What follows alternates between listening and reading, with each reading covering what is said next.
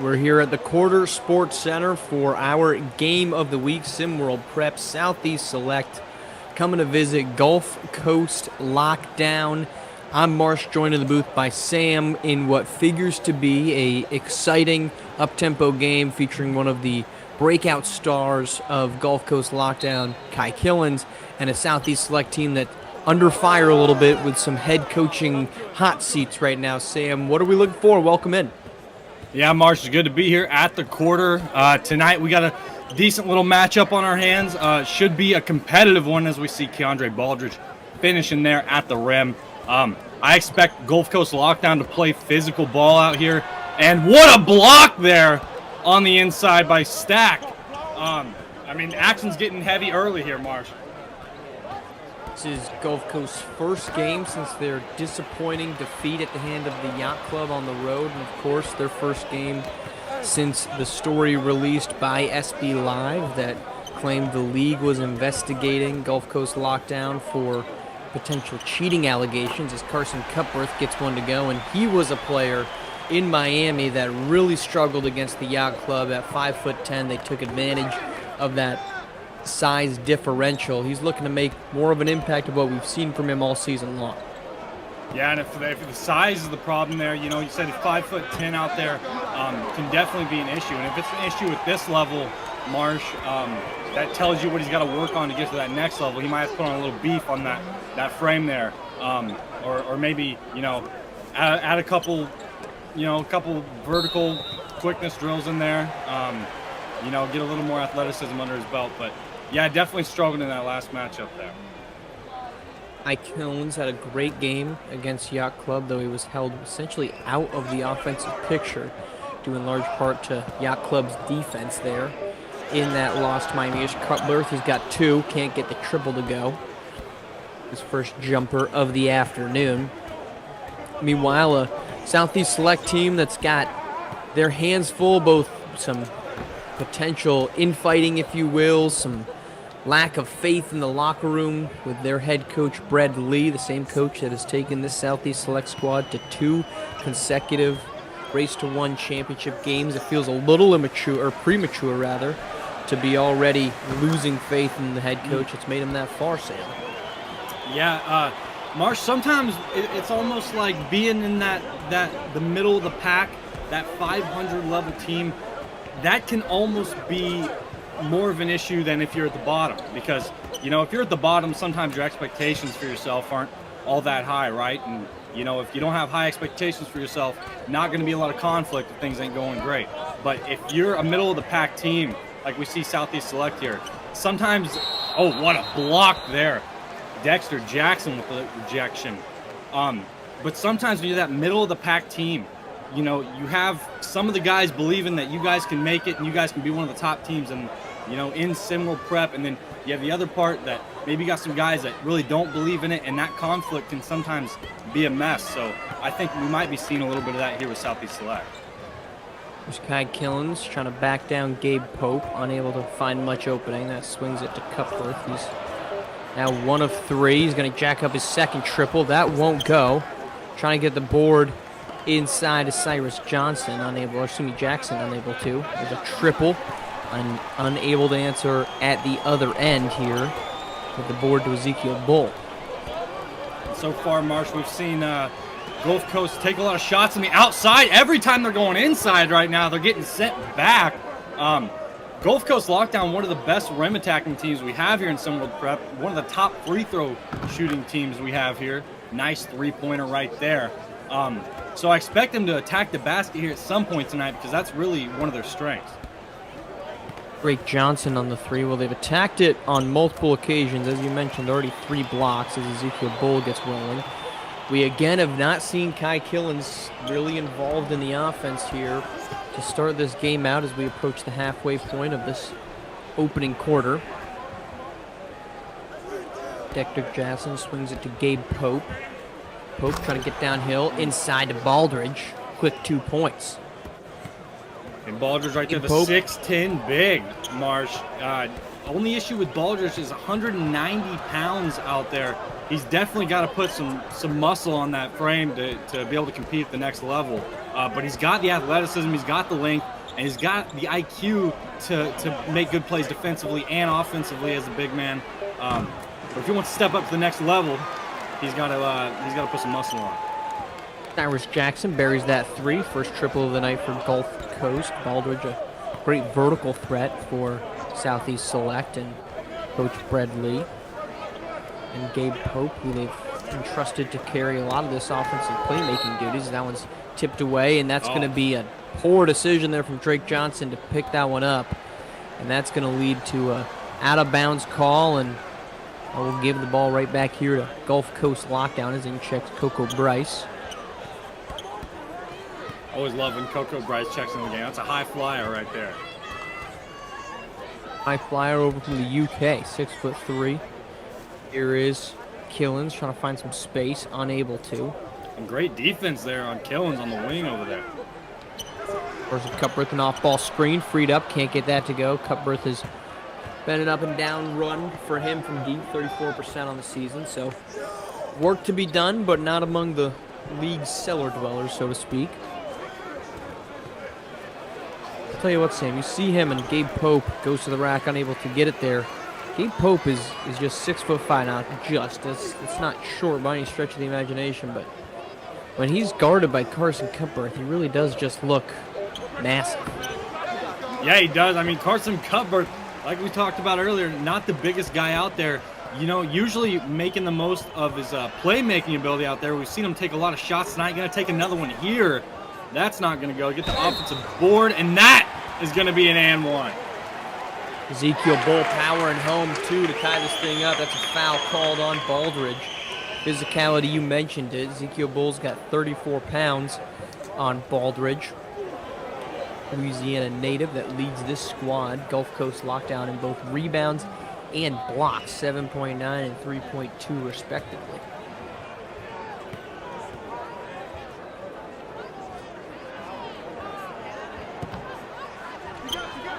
Unable to complete the three-point play, however. And we're going to stay locked at 11 apiece. Gulf Coast has not led in this one, and that's a turnover from Gabe Pope. Tipped away here in transition is Lane O'Neal. A lot of turnovers here early for Gabe Pope. He's got to protect that ball out there, especially being the main playmaker here for Southeast Select. Big triple there, and Gulf Coast on top for the first time under 2 minutes to play in the opening 8. That's their second triple of the afternoon. Driving to the rack is Gabe Pope. Gets that to go. Good off-ball shimmy. Using the screen there to get past Cyrus Jackson. And another steal. Gabe Pope, he's known for his defense, and it's coming in here. Trying to get some transition. Pushing with it. Jackson stimmies that one, forcing them to reset above the arc.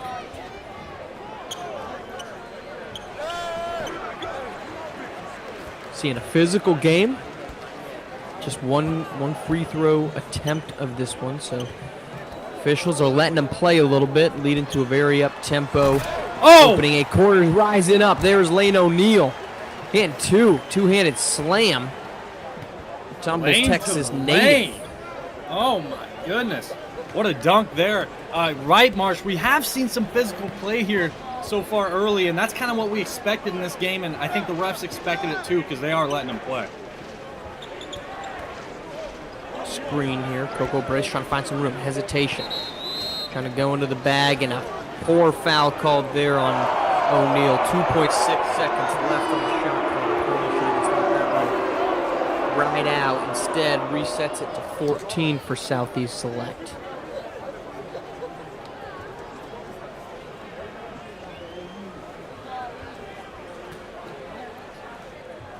.42 and a half to play, opening frame here in Louisiana. Gulf Coast Lockdown, their first game since losing to Yacht Club, their first game since the cheating allegations came to light. Still no news on that from the league, though an investigation is ongoing. Southeast Select, meanwhile, Coco Bryce jumper falls.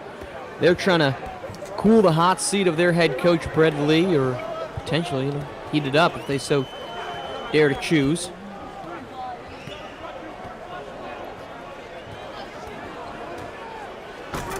To the rack. Lane O'Neal can't get that to go. Good help defense coming across. That's Canarius Stack Jr. Looked like Lane O'Neal was rising up for another two-hander. Instead, Gulf Coast a chance here. 5 seconds. Coco Bryce going to work inside. Tough contact. Gets it to fall. Hits it off Pooley Horse. And that'll end it. Southeast Select on top 17-16 through the first quarter. Physical matchup in Louisiana. We don't expect that to change at all. Simworld Prep Game of the Week coming up back after this.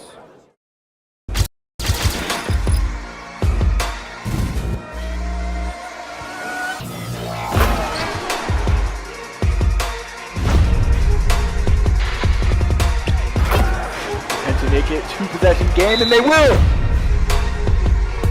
Definitely gonna have to look elsewhere. Oh!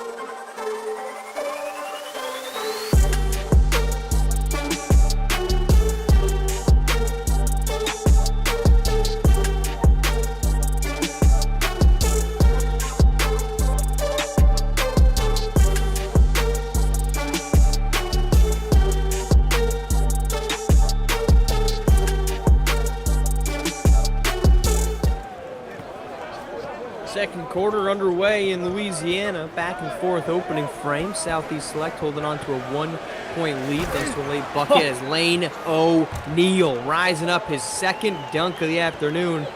His third one was turned aside by Kadarius Stack. So Lane O'Neal so far, Sam, not taking any prisoners, attacking the rim hard. He saw those blocks from the bench on his teammates. Says, I'm not going to have any of that as he's called for a foul. Yeah, Lane O'Neal owning the lane right now, driving to the lane, doing, I mean, he ain't getting very creative with it, just driving the lane with force, two-hand finish each time, one time missing, but definitely attacking the rim with some aggression. That's what you need out of Gulf Coast. Free throws for Coco Bryce. Chance to tie this thing back up, potentially give the lead right back. First one falls for the UK native, talented three-point shooter, 50% from the floor on 18 attempts coming into tonight, and he's shooting 47% from the floor. So he's thus far been a much better three-point threat than he's been one inside the paint. Though he did a bucket to end the opening quarter. Second free throw is good. He's shooting now his 9th and 10th made free throws of the season, third most on the team. Yeah, and he came out and played some effective defense against Kai Killens earlier and driving the hoop there, drawing the foul. He's played pretty good so far. You mentioned Kai Killens. We didn't hear much of anything from him. He's not heavily involved as Lane O'Neal's spinning floater won't fall, which is what we saw in the Yacht Club matchup. So curious to see how long that lasts as a three won't fall there for Bryce. Good pass. The rack and transition. That's Aiko Kasai getting rolling. He's got two. I think that was Lane O'Neal in the assist there. That's one of the things he's known for is his ability to play make out there. And we've seen tonight his ability to attack the rim with force. And if you can mix and match that finesse and power style of play, I mean, that's effective out there. Yeah, Lane O'Neal, 5 points in 12 minutes per game. This is a bench unit that's got guys that probably, I wouldn't say they're deserving of more minutes to try to instigate any concern, but it's a talented bench unit for Gulf Coast. There's 5 points for Lane O'Neal in 12 minutes. You've got 5.5 points from Avery Cooks in 12 minutes, 5.7 points from Aiko Kasai in 11 minutes. It's a pretty efficient scoring bunch off the bench as we get our first time out, and we're going to step aside. Oh, beg your pardon, we're going to stay right here because we got to remind you it's a special night in SimWorld because it's a SimWorld TV triple header. Coming up next, we got Showtime basketball traveling to Indy Stripes. Dylan Harper and squad returning last night from their trip to Washington where they lost to the Reigning Trays by 5. And then we cap things off Bay Area at Rocky Mountain. Rocky in desperate search of a win, sitting right now at 4-8, losing 4 straight games. North Rock hot seats. I think it's liable to ask just how warm the seat is in Colorado for head coach Josh Robinson. And we get a chance to take on Bay Area, who sits currently at 7-6. Some interdivisional matchups. Yeah, Marsh. I'm really shocked by the struggles of Rocky Mountain so far this season. I mean, they got guys out there that are some of the best here in SimWorld hoops, and I mean, they just haven't really been able to put it together this season. So you're right, hot seat is definitely hot right now.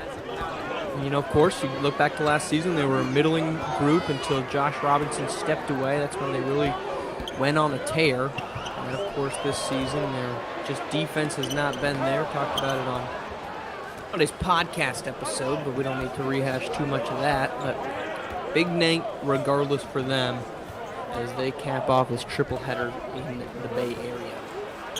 Here's Bryce to the rack. Good defense from Kai Killens, and he's going to pull in that rebound. Look to see if we get a more aggressive Kai Killens here in this second quarter.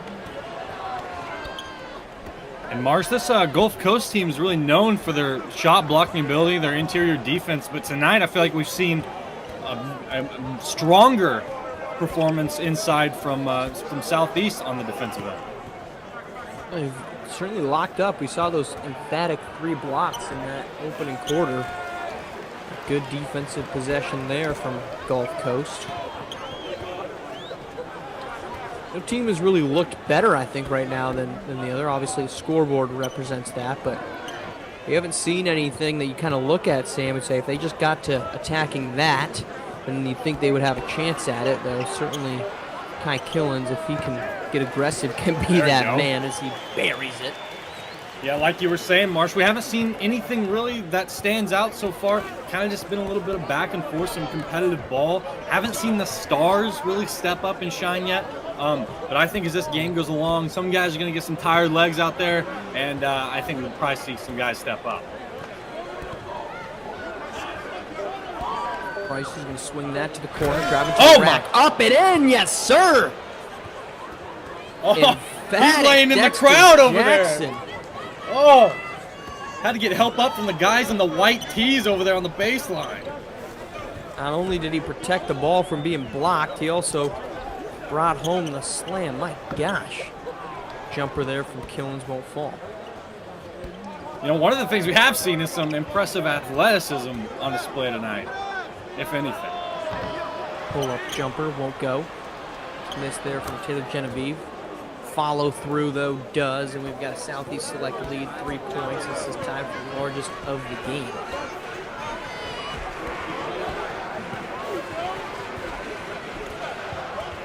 A little life coming in here at the quarter. Some chanting from the fans. There is Carson Cupworth, and he's going to get fouled by Baldridge. And honestly, you look at that and probably should have just gone vertical. We're going to step aside before these free throws. 3-point game, and Gulf Coast coming back.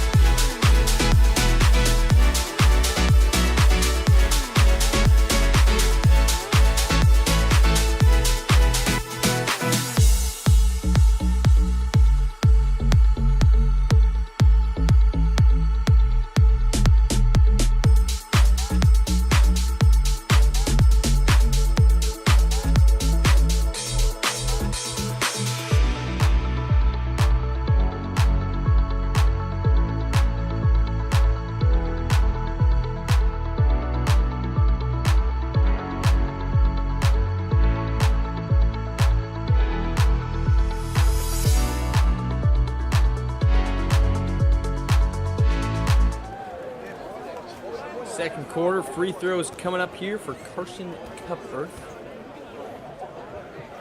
His shot turned aside a couple times in that opening quarter. Hits the free throw after drawing the foul on Keandre Baldridge last time out. So that gets this thing back. Cupworth, the Texas native as well. Both him and Lane O'Neill from Tomball, Texas. Come to him. Free throw up and good. Hits both, and that is back to a one point game. Also one possession. Now, we got to ask Sam, Gabe Pope came into the season, a lot of expectations, a lot of hope that he could take over as the number one guy on the roster. Deep three won't go there for Dexter Jackson. He hasn't quite lived up to that expectation. 11 points in 21 minutes, 42% from the floor. He's remained that great defender. He's shown some playmaking chops on ball, 3.5 assists. Any concern in your opinion about what his upside has that changed much as Killens buries a three? I think maybe it's shown a little bit more of what the reality is of Gabe Pope. I mean, last season you have a guy like Trey Turner out here. Nice take there though by Gabe Pope. But last season we had a guy like Trey Turner out here for Southeast Select. One of the top scorers, one of the best shooters you'll see at the prep level. And it might speak more to how much Trey Turner was really spacing the floor and opening up the game for everyone else on the team, rather than the actual ability of these other guys. I'm not saying these guys aren't capable, but when you have a guy like that out there spacing the floor, it definitely makes the game a lot easier for everyone else out there. No question marks about the upsides. We got foul here. Kai Killens, he's taken over a little bit more here in this second quarter, 5 points. Baldridge to the line. Baldridge has been on in this program. And I think, is he here for season 1? Does my memory serve me incorrectly there? He was here for 3 seasons, so he has seen and experienced 2 championship game defeats. So if there's any one player that wants to get this team back to the promised land, Keandre Baldridge just might be him, the South Carolina native. As you mentioned, a little undersized at 199, but vertical threat, talented blocker, reads the floor well from a rebounding and defense perspective. And him and Kadarius Stack have made up a formidable front court duo. This Southeast Select team, they're really just lacking that go-to scorer right now, that person you can always go to for a bucket. With the injury of Carballo recently, nice block there on the inside. But when you're missing a scorer like that, I mean, he's averaging 21 a game out there. You got to find that next guy, and they might not have it right now necessarily. So you might have to take more of a team perspective out there on the offensive end, trying to get everyone involved. It's guarded by Pope, unable to get that to roll. And you're spot on. I mean, you have to wonder, did the frustrations with ownership in the locker room just stem from the fact that this team has spent the last 2 seasons with a star in their hands? And they looked like they had another one in Carballo as Gabe Pope scores there on Kai Killens. Did they have another one in Carballo, and then that injury that sidelines him? He looked prepared to take over, but obviously now not going to occur. Yeah, and that really just is going to emphasize getting good shots offensively, doing the best you can to work the ball around and get the best look possible every possession, and that's what Southeast's going to have to focus on here now. And you can really do that with a guy like Gabe Pope, good distributor at the helm. He's going to play good perimeter defense, and I don't think big men are the problem here for Southeast Select because, they've got some really talented bigs on this roster. So I think it's really just a matter of these other guys, these wings, stepping up and doing what they can when they're out there. Long rebound, went past 3 Gulf Coast defenders, unable to corral it as they finally pick it up. That's going to be Avery Cooks. 15 seconds, they can hold for last shot, try to get back a 1-point lead. The scoreboard has not changed on the leadership here inside. Foul called all the way around and out. So to the line goes Ezekiel Bull. Second foul called there on Baldridge, so something to keep an eye on as you get a look at Coach Lee. Keep an eye on Baldridge's fouls in the second half. He's teetering towards foul trouble.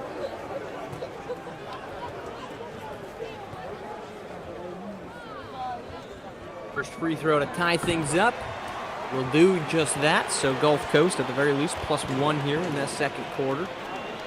As Johnson and Baldridge. Adam Dishman checking in for Baldridge in those 2 fouls. Ty Killens also checking out for Lane O'Neal. 7.7. This will be last little possession. Chance for Southeast Select to steal something back from them. We'll see what they do. Gabe Pope across the center line. 3 seconds to shoot. Looks like he's going to be pulling from deep. He does. Halfway around and out. And that'll do it. Gulf Coast lockdown +2 in that second quarter. They go on top 31-30. A back and forth first half, Sam. Yeah, Marsh, I mean, we really haven't seen either team pull away here in any way. Not really either team getting into a rhythm either. I expect Gulf Coast lockdown this next half. What they need to do to be successful is get their star, Kai Killens, going offensively. Try to get him some open shots, maybe some post-up opportunities there in the mid-post. For Southeast Select, I think really it's just a matter of them protecting the ball and then trying to get some better looks offensively. They haven't had a lot of opportunities out there, great looks offensively. So if they can get some more open shots out there, I think that's going to be the key for them. Second half coming up next. We get some highlights here. Lane O'Neal, efficient score going downhill. Coco Bryce with a bucket. Back and forth, competitive first half. Hoping for more of that. Second half coming up next here in Louisiana.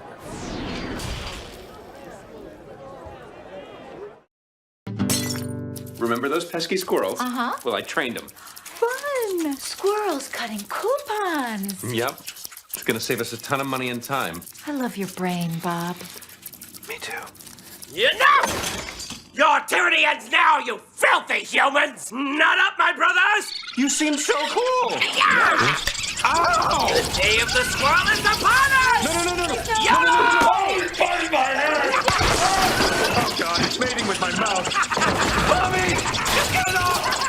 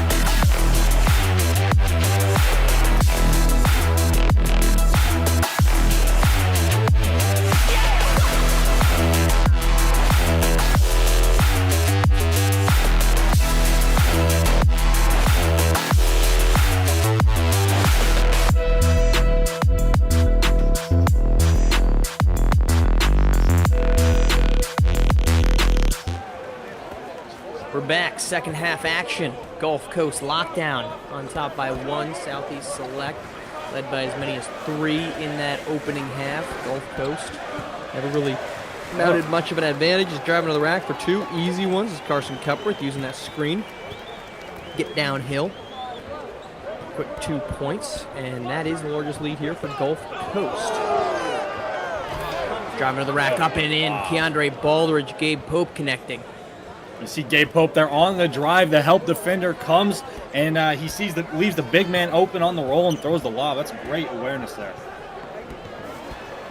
Here's Cupworth getting a little shot happy. We saw this in that game against Yacht Club. He's rising up, though, first off. Keandre Baldridge right back to the lead. But we saw Carson Cupworth get a little bit shot happy. Tried to shoot himself out of the slumps, and that ended up being to the detriment. We're kind of seeing that a little bit here tonight, Marshall. I mean, he's been shooting a lot more than he's been playmaking out here. And we haven't seen Kai Killens get much going except right there. I mean, that was a ridiculous shot. Oh, my God. Tough defense. Maybe deserved a foul call there. Kind of looked like he got pushed away from the hoop, but he gets the fall.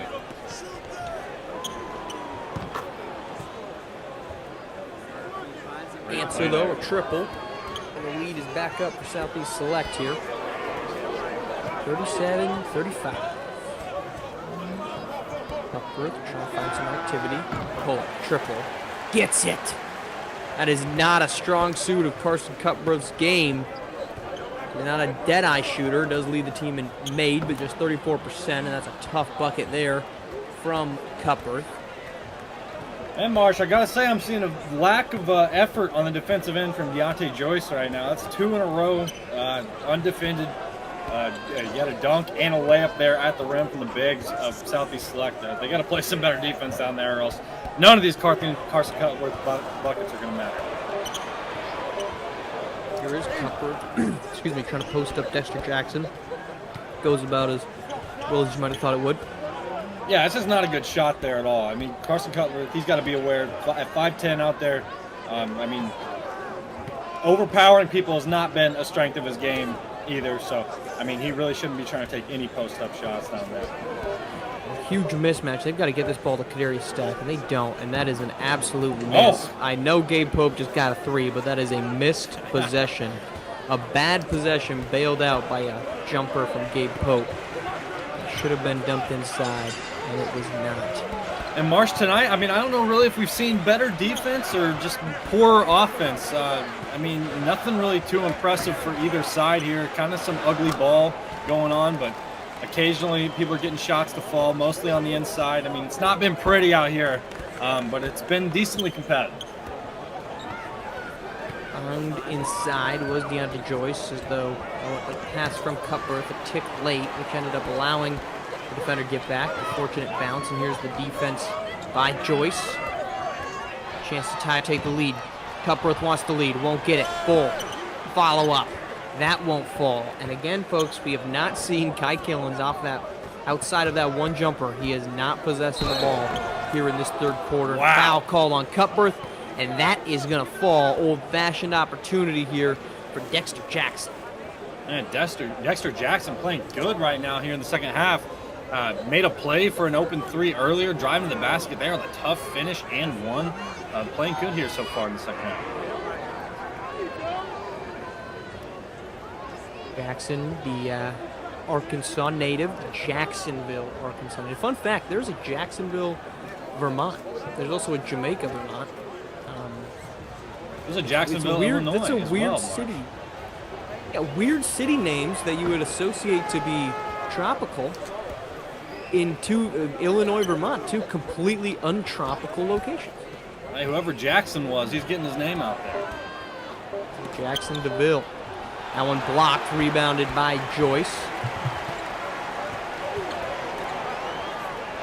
I feel like that's always a fun one, right? You're in a small town, right? It's middle of winter. Let's use the Illinois example, and you're like, you know what? I'm gonna head over to Jacksonville. Every other person might think you're like, wow, getting a little vacation, very nice, and you're like, nope, I'm not. It's still gonna be cold as hell. Oh, Marsh, I got a good one for you. About 15 minutes from me here. I mean, it's about it's been about 28 degrees here on average here in Illinois recently, and I mean, we have a town called Paris about 15 minutes away, and it's definitely not like the Paris of France. You tell me it's not a completely romantic, gorgeous setting, you know. It's got to be the polar opposite. It's gotta be the polar opposite. It's not the proposal capital of the world, huh? I don't think so. Well, a little bit of a rough place. 44-40. Trying to back down here. It's Avery Cooks. He's slapped aside. Breck back Baker on the block there. Chance to extend it. Baker running the floor. That's how you reward the big man. Drake Johnson found Baker right after the block. Baker, the 7-footer out of Oklahoma, does not slow down. Gets rewarded with 2. Good find there. And Southeast Select 46-40, their largest lead of the game. Driving to the rack, almost blocked by Stack. A tough bucket. That's Aiko Kasai. We talked about, you know, he's been pretty efficient. 11 minutes, 5 points. He's granted high volume, 38% shooter, but they need some scoring when Kai Killens is either on the bench or Carson Cupworth is using up all the shots and ending up in the palm of the opponent. A good defense there from Pooley Horse. Yeah, Kasai really known more for his shooting. Great block down the perimeter from Darius Stack. But known more for his perimeter shooting. We saw a great finish there on the inside their last possession. 2:16. Here is up top Southeast Select. A chance to get back to 6. Driving in is Jackson. Off the front rim. That one tipped aside. Rebounded by Cooks. Cooks trying to push in transition. Corner. 3. Kasai gets it to go. Right on cue, Marsh. Kasai in your eye from 3. What a shot there on fast break. Volume score with 5 quick points. A good find inside by Coco Bryce to get Dexter Jackson rolling. And you want to talk Southeast Select. They say, hey, we need to find a scorer. Dexter Jackson appearing to be volunteering his name. 15.8 minutes coming in. The foul called on Coco Bryce. Getting it to roll is Lane O'Neal. Back to Dexter Jackson. 15.6 minutes, 9 points per game. So racking up the points when he is out there, and they need all of that. And equally needing it right now is Gulf Coast Lockdown. I think you can credit Lane O'Neal and Aiko Kasai for keeping Gulf Coast in this game. Yeah, we've seen some ridiculous finishes inside tonight, Marsh. I mean, these guys are hitting some crazy shots in there. That's what's keeping them alive right now is just these ridiculous shots. They have not even had any really high-quality looks out there. They're just making it work. Rising up, there he is, Dexter Jackson. We talked about it. He has been, Sam, really impressive downhill threat tonight. He has gotten into the paint, which, if you're looking around, your coach, Nick Heesh, you're saying, you got Deontay Joyce, you got Ezekiel Bull. Why is Dexter Jackson getting unlimited looks at the rack?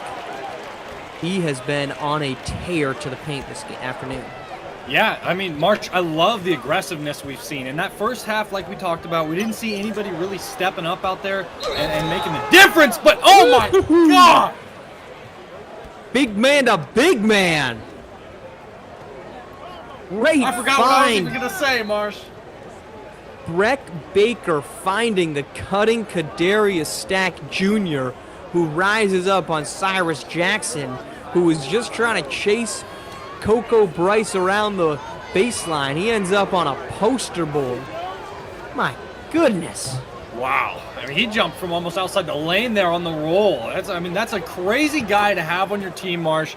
You're a point guard here at the prep level, and you're running that pick and roll, and you can just toss it to a guy like that who can, I mean, when he extends his arms upward, his arms are about the top of the box there. I mean, Kadarius Stack, that is a tall dude out there, and we see him making a difference on the defense. Meets him at the rim, Sam. Lane O'Neal has been attacking with reckless abandon, and this is the second time that Kadarius Stack has met him at the apex. And Lane O'Neal must have a cameraman out here tonight, Marsh, because he's trying to put some dudes on a poster out there.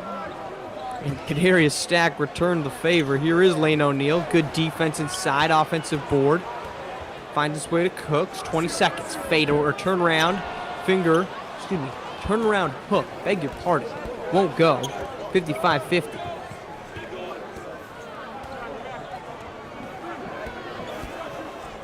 Dexter Jackson. They're going to do a live action switch. That gets Kasai on him. 3-pointer off the front rim. 1 second, and that's going to end it. A little fisticuffs there to close things out between Jackson and Stack, the two members of the poster. And that's going to send us to the fourth quarter. Southeast Select holding on here on the road, up by 5. You're going to need some Kai Killens action for Gulf Coast to make a comeback fourth quarter. Coming right back.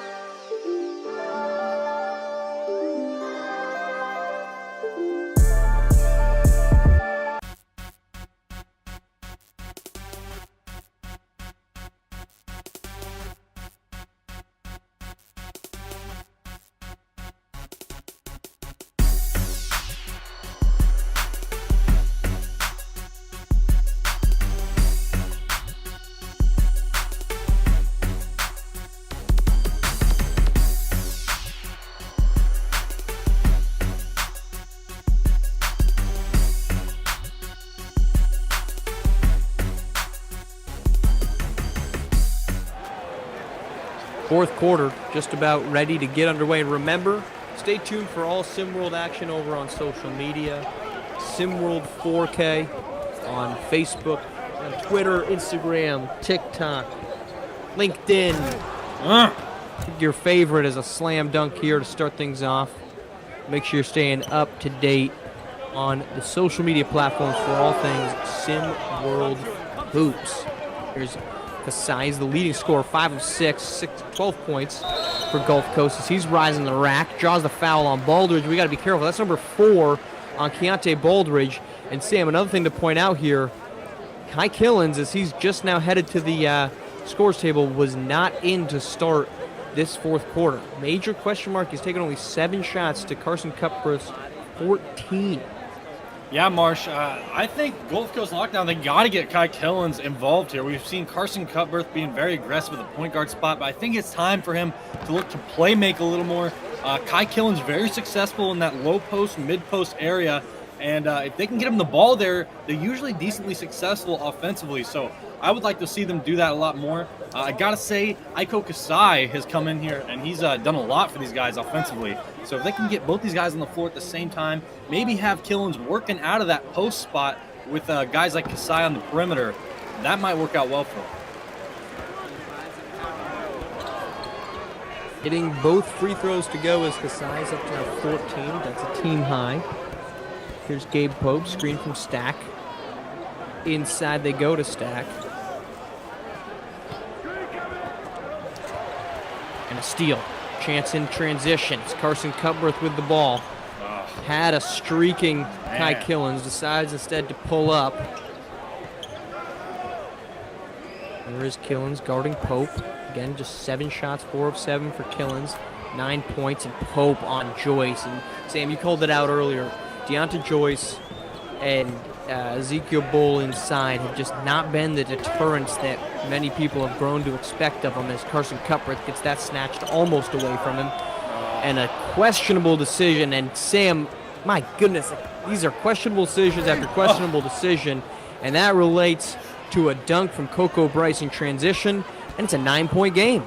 Marsh, out there as the point guard, if I'm Carson Cupworth, you got to look to move that ball around. You're the floor general out there. You're the guy who's got to get everyone else involved. Let them know you're going to get them the ball when they're open and in the best spots. And right now, he's just being way too careless offensively, taking some bad shots out there. He needs to depend on his teammates a little more and let them try to make some plays out there. Dare I say he's looking Dion Waiters-esque with LeBron next to him. As into the paint they go, it's Baldridge, and you want to talk about maybe the biggest mismatch of the afternoon. It's the 6'10" Baldridge on the 5'11" Carson Cupworth, and again, goes about as you'd expect it. All right, Sam, if you're Gulf Coast, where are you going with the ball if you could choose to do so? And who are you going to and where on the floor? Hey, I was talking about it earlier, Marsh. I think you got to get Kai Killens the ball in the post. If you can get him in the post, he's very successful offensively from that area. He's got a good set of moves down there, good footwork, and he's able to create his own shot. But if you can do that and then collapse the defense inside, look to kick out the guy like Kasai on the three-point line. What a dunk there from Baldridge on the lob. But if you can get the defense to collapse a little bit inside, look to kick it out for some three-pointers, that might help them get back in this game because this one's starting to fall away from them. We're going to step aside. It's ballooned to a 13-point game here in the fourth quarter. Coming back, 5:10 to play in Louisiana. Yes, I know.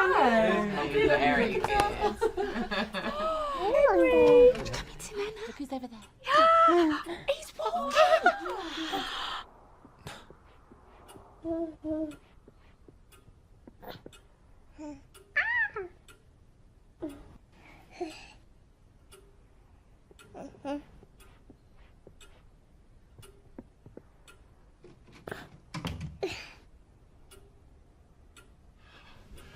So, what have I missed?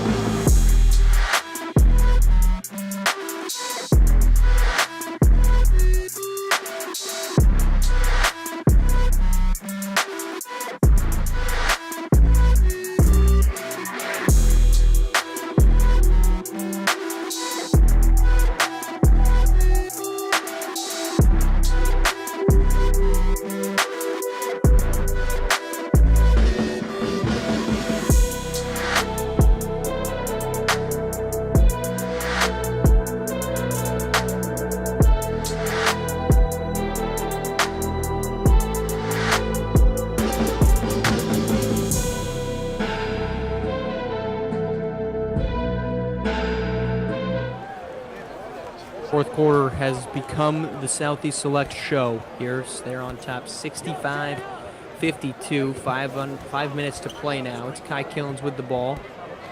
Deontay Joyce coming out. They're going to double screen. Downhill he goes, and you kind of wonder, folks, where has that play call been all night long? Yeah, you called it out earlier, Marsh. He's able to operate from the top of the key as well, and we saw it right there on the screen action getting to the basket. If Kai Killens gets that ball, I think they have a chance to come back here. Here's Cupworth. He gets the screen from Joyce, and he pulls up, and he gets it. You know, I hate to sound... Questionable decision, good outcome there, Marsh. It goes back to that Gabe Pope triple when he had Coco Bryce inside for two, when he had Baldridge, it was Kadarius Stack matched up against Carson Cupworth, and he decided to make the three, but not necessarily the right play. Here comes Kai Killens up top, again a screen. Joyce, guarded by Bryce. Now he gets Stack on him, 9 seconds to shoot. Inside he goes, right hand has to adjust. Deontay Joyce, though, with the follow. And Sam, look, that's a pretty good look because granted, Kai Killens doesn't make that against Kadarius Stack, but you have the massive size advantage now with Deontay Joyce being guarded by Coco Bryce in that situation. Yeah, I mean, that's one of the big things out there, Marsh, is just even if there's a threat, Kai Killens is such a threat offensively that even if there's a threat of him scoring the basketball, the defense has to react, and that's going to automatically affect everyone else defensively and open up some other guys for some opportunities, as we saw Deontay Joyce take advantage offensively there. Here's Dexter Jackson. He's been a downhill threat, and, you know, Southeast Select has gone to that pick and roll with Dexter Jackson, Gabe Pope, and Coco Bryce time and time again. It is freed up Keandre Baldridge and Kadarius Stack time after time themselves inside. and a turnover from Carson Cutbirth at probably the most inopportune time, and a transition look. 2 more from Baldridge, and this lead is back to 13 with 3 minutes to play. Man, Marshall, I gotta say I'm very disappointed with what we've seen tonight so far from Gulf Coast Lockdown on the interior defense side. They have not been aggressive. They not really even put out much effort down there, and Southeast Select is taking advantage every possession. Loose ball foul called on Bull. This is going to count the bucket. It's Kai Killens who got that pull-up jumper to go over top of Gabe Pope. Killens is now 2 of 3 in this quarter. Lead is back to 11. But this feels, Sam, reminiscent of the Yacht Club game. They fell down early because Carson Cutbirth took, I think, 10 shots in that first quarter. And it was just too insurmountable of a lead for them, as here's the defensive board by Bull. And it feels like here in this second half, and most notably the start of the fourth quarter, a similar trend had played out. Yeah, it seems like there might be you have Carson Cutbirth out there. He's taken some not so good shots here in the last couple games, and it seems maybe that might be affecting efforts on the defensive end, because we haven't seen the interior defense we usually see from Lockdown here tonight. And if you're getting a little disgruntled about what's happening on the offensive end of the floor, that could affect your effort defensively, and I think we've seen a little bit of that here tonight. Here's Gabe Pope, 3 seconds to shoot. Guarded by Bull. Pull-up jumper won't fall. Rebound. That's going to be Cyrus Jackson. There you go. As Jackson finds Deontay Joyce cutting. 9-point game. They're going to have to pitch a shutout here. We'll step aside. 1:53 to play in Louisiana. Don't go anywhere.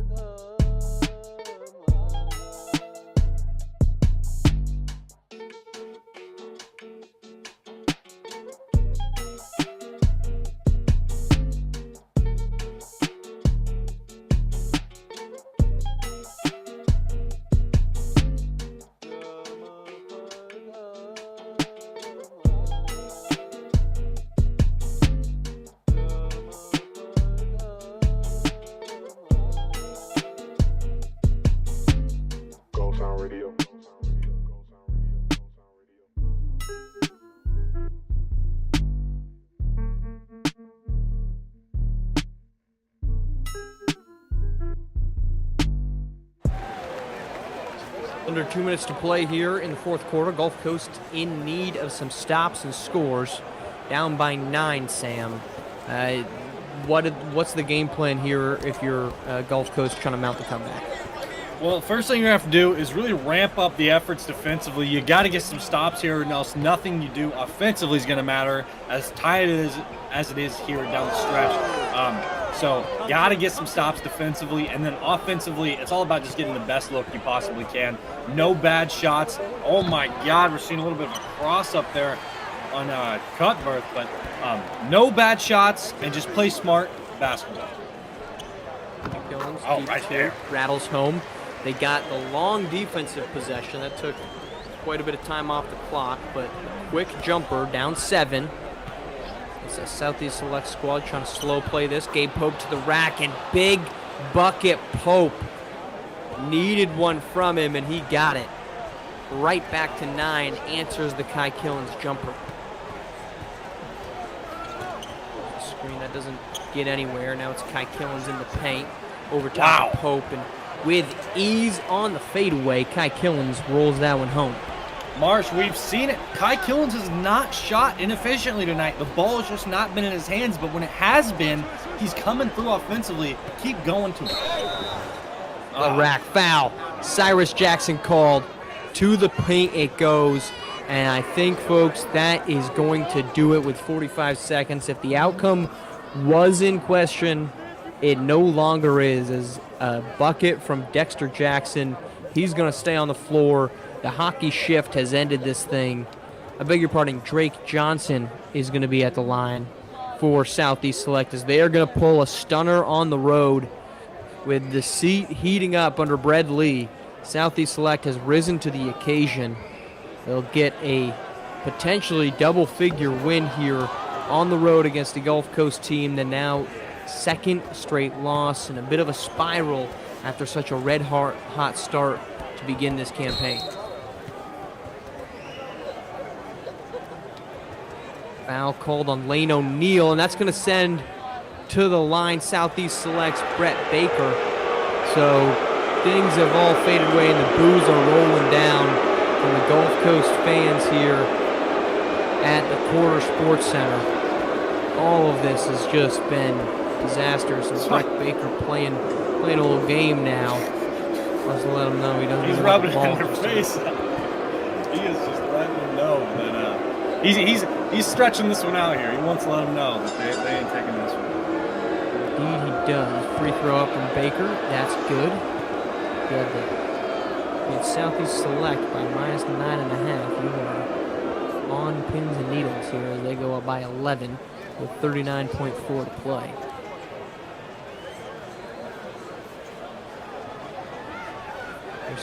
Baker has come in. He's played efficiently. He's been another piece of this big man rotation next to Kadarius Stack Jr. and Keandre Baldridge that has given given Gulf Coast lockdown fits all afternoon. So here's Lane O'Neill. By Baker tonight, running the floor very well, making a difference defensively out there. Definitely a good game for him, and definitely a good showcase of what he's capable of. Avery Cooks to the paint, gets that one to go. Cuts it back down to 10 with 21 seconds, but that's probably going to do it unless Dexter Jackson feels like padding the stat sheet at all, but seems unlikely. So Southeast Select heads on the road. They beat Gulf Coast Lockdown by 10, 78-68. A big win for Coach Bred Lee. That moves Southeast Select above 500 to 7-6, stops their two-game losing streak in its tracks. Big night from many players on this Southeast Select squad. DeCondre Baldridge, Gabe Pope, Dexter Jackson all put together efficient nights, but a 10-point win nonetheless. Stay tuned here. Game 2 of our SimWorld TV triple header Showtime in Indy is coming up next. For my partner in booth and our production staff, thank you for tuning in. As always, see the game, be the game.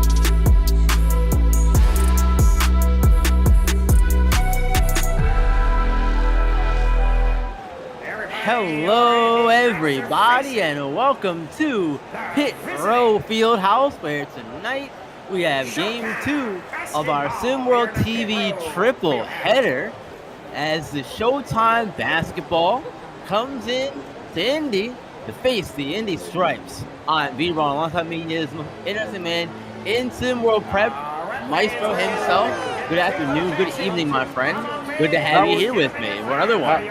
How are you feeling, brother? I know I came in a little late again tonight, but it's okay though. Got the tractor parked outside and just had to let you know that Snooky told me say hi to the most beautiful man in SimWorld Hoops, and that's you. I appreciate that. Look, the tractor's out here. Maestro's ready to go. We're all ready to go here. And this is going to be, I think, a really interesting game, Maestro. We have a lot of stories, a lot of matchups coming in to look out for. Dylan Harper and Cole Webb. Dylan Harper possibly being matched up against Mark Chisholm on defense. Dylan Harper coming off the heels of a 42-point game against Rain Trade last night. We ended up losing that game in the last quarter that got away from him there, unfortunately. So all of those things, put them in a blender, Maestro. What's the main thing, or what's one of the you're looking forward to seeing in this game, in your opinion? In my opinion, I just want to see how. Xavier Rubin. Little attitude there at the rim. You gotta love it. Well, just put it straight up for what it is.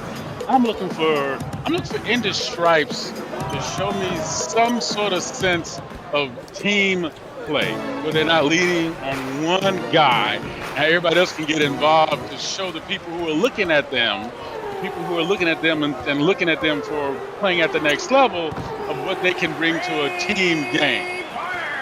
Yeah, and there's Andrew Gibson dialing it up from deep. And you mentioned the team play, Maestro. And both of these teams have very similar styles in the respect that both of them really rely on one player for a lot of their offensive production. It's Cole Webb for Showtime, right on cue. There he is, Cole Webb. And then for Indy, it's Dylan Harper. Both these teams have a very similar style. Does that make it easier as a defense to prepare for this kind of matchup? As there goes Dylan Harper getting right by Mark Chisholm with ease that time, 5 apiece.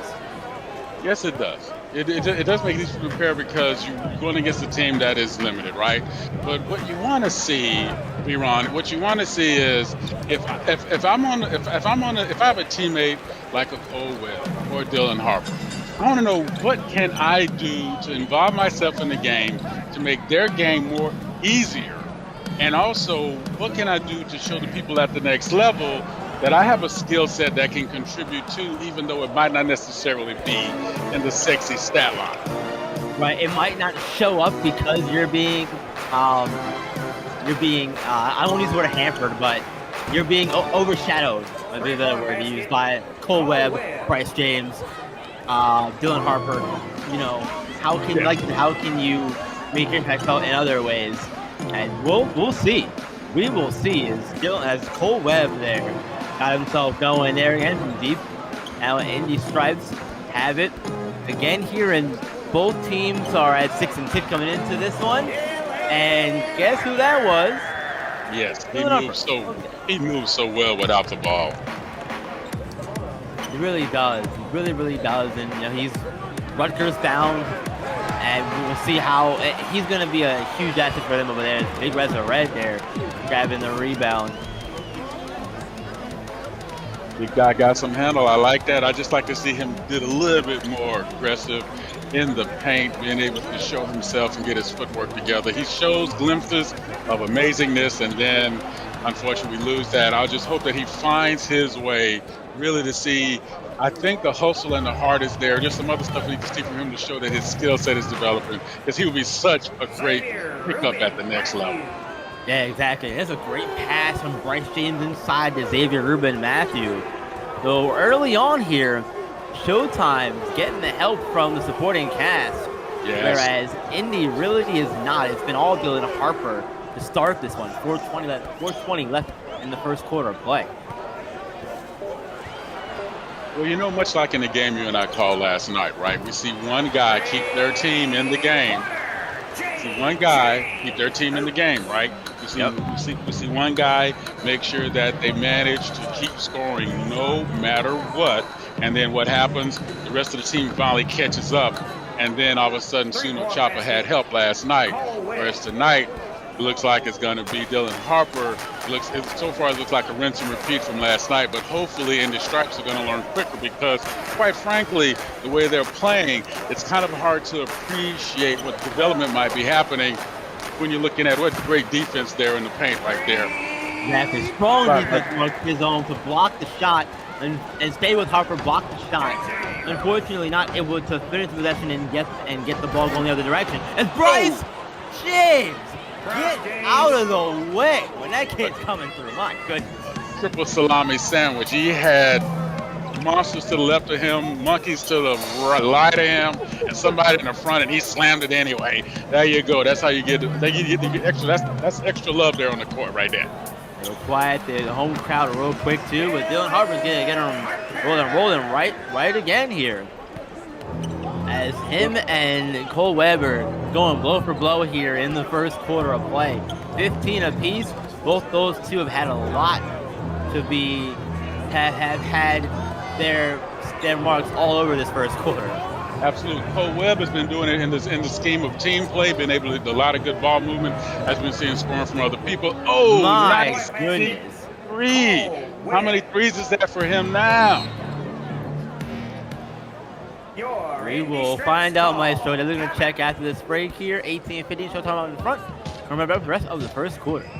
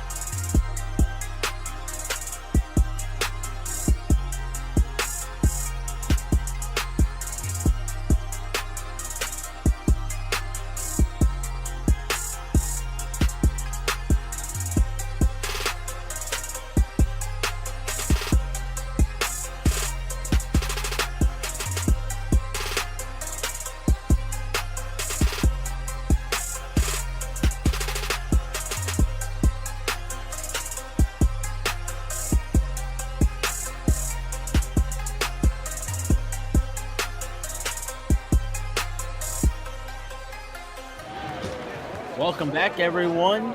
2:28 left in the first quarter. Play 18-15. Showtime out in front. It has been a three-point extravaganza to begin the first quarter here, Maestro. Between Cole Webb's 4 of 5 start, DJ Webb, JJ Hoops 2 for 2 from deep. Kids are firing the three ball. Absolutely, and you know what? If they're going to fire like that, it's going to be fireworks all night tonight, right? Both teams are doing really well, but what we're seeing what's happening with Showtime is happening in the flow of the game. On the other side, Indy Stripes are leaning really heavily on Dylan Harper as he's sort of having to make his way while his teammates are kind of watching the movie. We need to get them more into the game tonight. I think maybe they had a little bit too much fried chicken earlier today hanging out here. You know, they need to go on and get it together and do what they got to do. Help out your boy. Yeah, they're picking their spots, though. Again, JJ Hoops, 2 for 2 from deep. Harper only taking 1 3, but he's got a majority of the points so far. That's correct. But they're picking their spots, and they're making it work where they can. Getting in where they fit in, if you will. But yeah, I think you got to do more to fit in tonight. Dylan Harper, through the contact, does not matter. He likes the contact. I like the way what he's able to do, and it's going to show out in his game all the time. What does he do? He moves to contact selectively, but he's also able to run to open floors successfully. And once you, and as that skill set is going to follow him for the rest of his career, no matter what he does and where he goes. Israel Vines also joining the three-point party here. He gets one of his own. Now Indy! Lee Alaric! 3-point play coming up as he got the foul with the dunk. And now here is Lee Alaric getting a free throw opportunity to get 3 points the old-fashioned way. Shooting 2. Great move. He ran open space, and guess what? There was nothing in between him and the rim. There was no backside help. Great IQ. Go right to the rim and choose violence. Yep, sure did. Did just that, and as a result, made the free throw as well. It's now a 3-point Showtime lead. 45 seconds left here in the first quarter of play. Man, this has been entertaining up and down all throughout. As Vines fires again. This time can't get at the ball. We're definitely seeing the strategy for Showtime basketball. They're gonna spread out with the three. Great movement without the ball into the post. Didn't get the payoff. Pass inside too from Lee Alaric. Yeah, look, a great pass means nothing without great movement. We know that, right? And we saw that on both ends of that. We saw them both ends on that. They just did not get the payoff.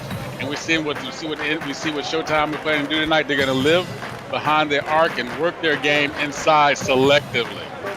Yeah, should have seen that way. And there's a big time block from Waste Money to end the quarter, and that's how we'll end it there. A 23-20 Showtime lead.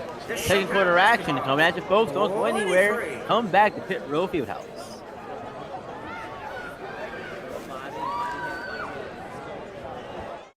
Car's all yours. Thanks. Cars.com's expert reviews made it easy, but... Shouldn't there be more back and forth? You missed the drama, right? Yeah. Maybe this will do the trick. It's a puppy. Not a puppy, a wolf. What now? He's a wolf, and that is its incredibly protective mother. Put the wolf down. You guys good? Yeah, we're good. Yep. Okay.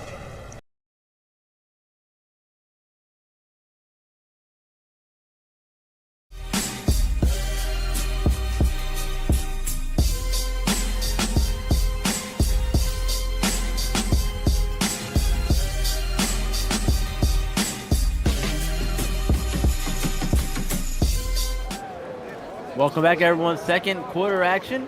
Getting ready to start here. Showtime leading, heading into the second quarter, 23-20. Tries to have the ball first to begin. And in that first quarter, Maestro, as we mentioned, we covered in our break, 3-point bonanza to begin, and the offense is flowing hot and heavy on both sides. And there's Dylan Harper with a little floater action.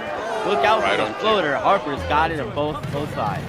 Right on cue, showing his ability to move in traffic, to be able to, again, move to space or contact as he needed, being able to read the floor so successfully. Israel Vines. After the handoff pass from Takami, one of the newcomers to Showtime, Skizo Takami, ended up getting the handoff pass to Israel Vines there, and Vines made him pay for it. Yes, he did. He followed his circle all the way through. And then there's a case where you make a guy pay who wants to get too cute instead of choosing violence as he did before. That time he goes up, tries to do it up and under. Y'all will be there, and y'all was not there because it got blocked. And sometimes, look, as my dad used to say, why y'all trying to be cute? Just finish the bucket, man. Finish the play, whatever it is. So need to be cute sometimes.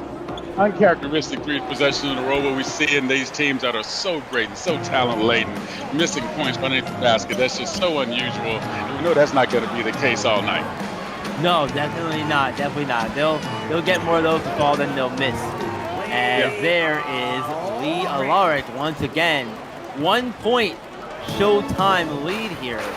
25-24. Now we're in the second quarter. Maestro, the filling out process is maybe still going on, but what are you doing? What changes are you making into both teams here as we begin the second quarter of play, if anything?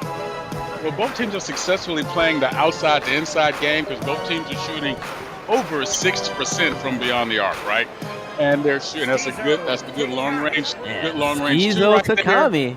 Izo Takami right there on point, a good long range shot. So the outside shooting is working, which means we're gonna have to extend the defenses just a little bit more. And who's gonna be able to do help side better is going to be the team that's going to be able to pull this out, because if the long range shots are working, the defense has to react to that by doing what? Moving out to meet the ball. You move out to meet the ball, it means the backside is open. Exactly. Oh, 27-26, Showtime out in the front. Don't go anywhere, folks, because after this game, there'll be one more game on the docket tonight, and it is sure to be a phenomenal contest as we'll go out to the Cataract Event Center, because Bay Area Breakers are going to face the Rocky Mountain Monsters. There was some talk earlier today between one of the newcomers for Rocky Mountain, Benjamin Alexander, and Trey Hyman. A little bit of spat there on social media earlier in the day. I'm sure that will bleed over into the game. We know Trey Hyman likes to take those kinds of things and run with them when it's game day. He's very focused, so if he saw the talk about Alexander and said, "Hey, be ready for it. Be ready for you." You know what? You want to be careful when you poke the bear. Yeah. You want to be careful when you poke the bear. Talk to the guys who talk trash to guys like Kobe or guys like Michael or even Shaq. Talk to those guys who made the mistake, or Larry Bird. Or just watch whoever, right? Ask those guys, how did that work out for them, all right? Yeah, exactly. And Alexander is another newcomer to Similar Prep, and he's poking the bear immediately. That's ill-advised, my first opinion, and he'll find out tonight perhaps why you don't do that. Webb had to fire a shot up there at the end of the shot clock off the front of the rim. And there's some strong defense from Mark Chisholm. Great block there from Mark Chisholm, one of the best defenders in SimWorld Prep. Absolutely. And oh, by the way, a defender not only away from the bucket, but in the paint, and one of the great responders to being off ball in terms of doing help side D2. Yeah. Because he always manages to be right there. It must be the headband. It must be the headband. He's gonna have a headband. Never mind, that's his hair. Never mind. Shot clock winding down. Hoops having to fire. No good from him. Tough shot there. Brendan Romine with the rebound, and now Showtime looking to extend that lead a little bit. It's been a 1-point lead for a little bit of time here, as Webb now demanding a double team.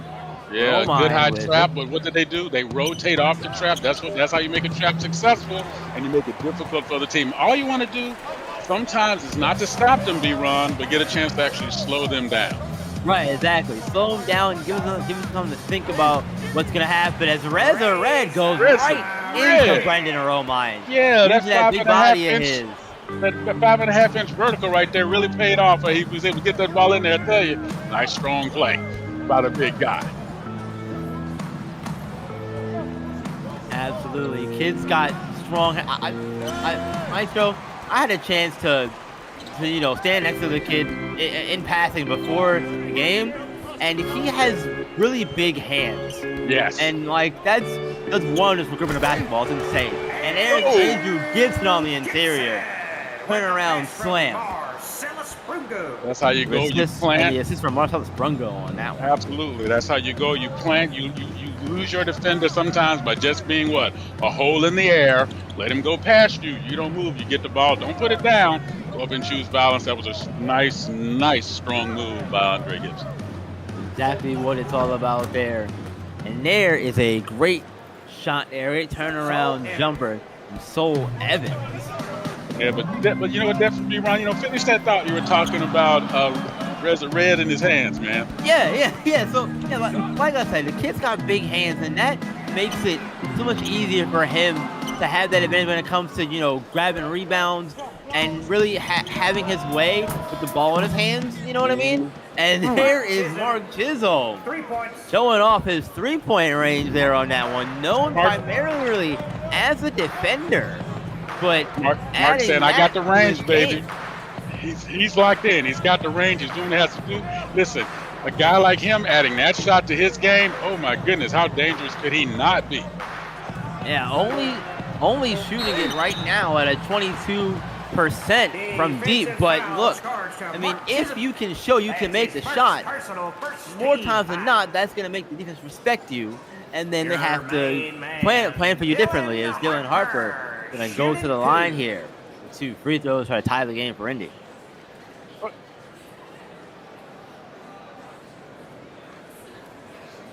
Harper here at the line for his 2 free throws. First one up and good. We're gonna take a quick break before the second one. Come right back, folks. Substitution.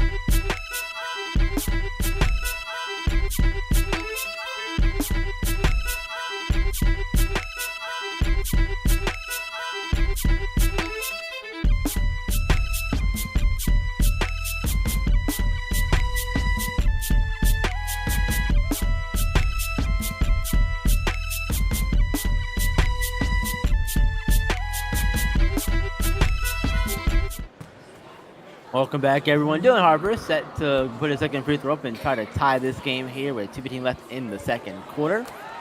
He does just that, and we have a tie ball game. I tell you, it's going to be like this all night. We're going to have some big fun. Hey, Ron, I didn't see you earlier today, man. Where did you go eat lunch? I went to the Yard House. Man, bro, I'm still a little stuffed there. I was kind of thinking you were going to show up there. Where'd you go earlier today? You were just hanging out at the hotel, what? Yeah, man, I was hanging out at the hotel. On game days, I kind of like to be a little bit more secluded, if you will. Kind of helps me keep my mind together and on the task at hand for the day. I was cooling though. I was cooling. Sorry for not letting you know. It's okay. Well, I ordered 2 burgers. I ate them both anyway, thinking of you the whole time. Just know that's what's up, man. Listen, bro, next time, listen, we'll grab something to go at the Yard House when we're out of here tonight. Yeah, exactly. Shot clock violations. That 3-pointer will not count. Despite the difficulty of the shot, it did not go down in time. Oh, absolutely. That's a tough shot. Yeah. To try to get that up with a hand in your face. Shot clock winding down. Violation or not, it went in. So, it'll count in his head, but that's all it'll count for. But it also shows you the focus that they have right now, yes. even from beyond the arc, being able to put it down like that much traffic, out that far, and still making it a clean shot as Harper coming back from 3. Say that man name again. Say that man name again. Oh, my goodness. Giving the Stripes the lead. 1 minute left here in the first half. Crowd getting back into it. This is exactly where you want to be. If you're Indy here in Pit Fieldhouse, get your team momentum heading into the locker room. That Harper 3-pointer will do wonders for that. And there's some strong defense from Harper on Bryce James. Yes, it was. He kept locked the whole time. And absolutely. You know the rule, if you got the ball for more than 7 seconds, you're hurting your team. Now, that's a player, and James, like, we don't normally see that sort of delay and hesitation, but it shows you how strong Harper's defense was and that he kept them in a state of peace the entire night, and now he's showing his single one-on-one moves. Yeah, Harper trying to go up over his defender. They got the rebound, though. Shot clock is still on. 15 seconds. Harper, mid-range jumper. Good. He was determined to score that possession no matter what. That's just that was a possession of will by him. Say, you know what? I got this. Don't worry about it. Everybody sit down and look real pretty while I take care of some business. 100%. Bryce James on Harper once again. This time winning the matchup. Getting the points over Dylan Harper's strong defense. And that's going to take us to halftime. The Indy Stripes leading 37-34. Heading into the locker room. And Maestro, has been a entertaining first half. I feel like I've said that for every game we've called together for the past few weeks. It feels like, my friend. Yes, absolutely. And this one we're seeing that exactly what we're seeing. We talked about, you call it earlier, B-Ron, 100%, no doubt. Dylan Harper showing off his skill set, being able to do what he was able to do, and then turn back around. What do we see? Turn around, Showtime playing a more collective brand of basketball with some great outside shooting from Mark Chisholm. There's definitely have to be some adjustments made here at halftime. It's going to be interesting to see how this is going to play out, because if they allow Dylan Harper to keep running free like this, I think the 42 points he had from last night are going to mean nothing tonight. Over under on points for Harper in this case, as we're talking about it. I'm gonna say over 6. No, I'm just joking. Well, look, we'll see what happens. Second half action, get ready to come at you. Don't go anywhere, folks. Come right back.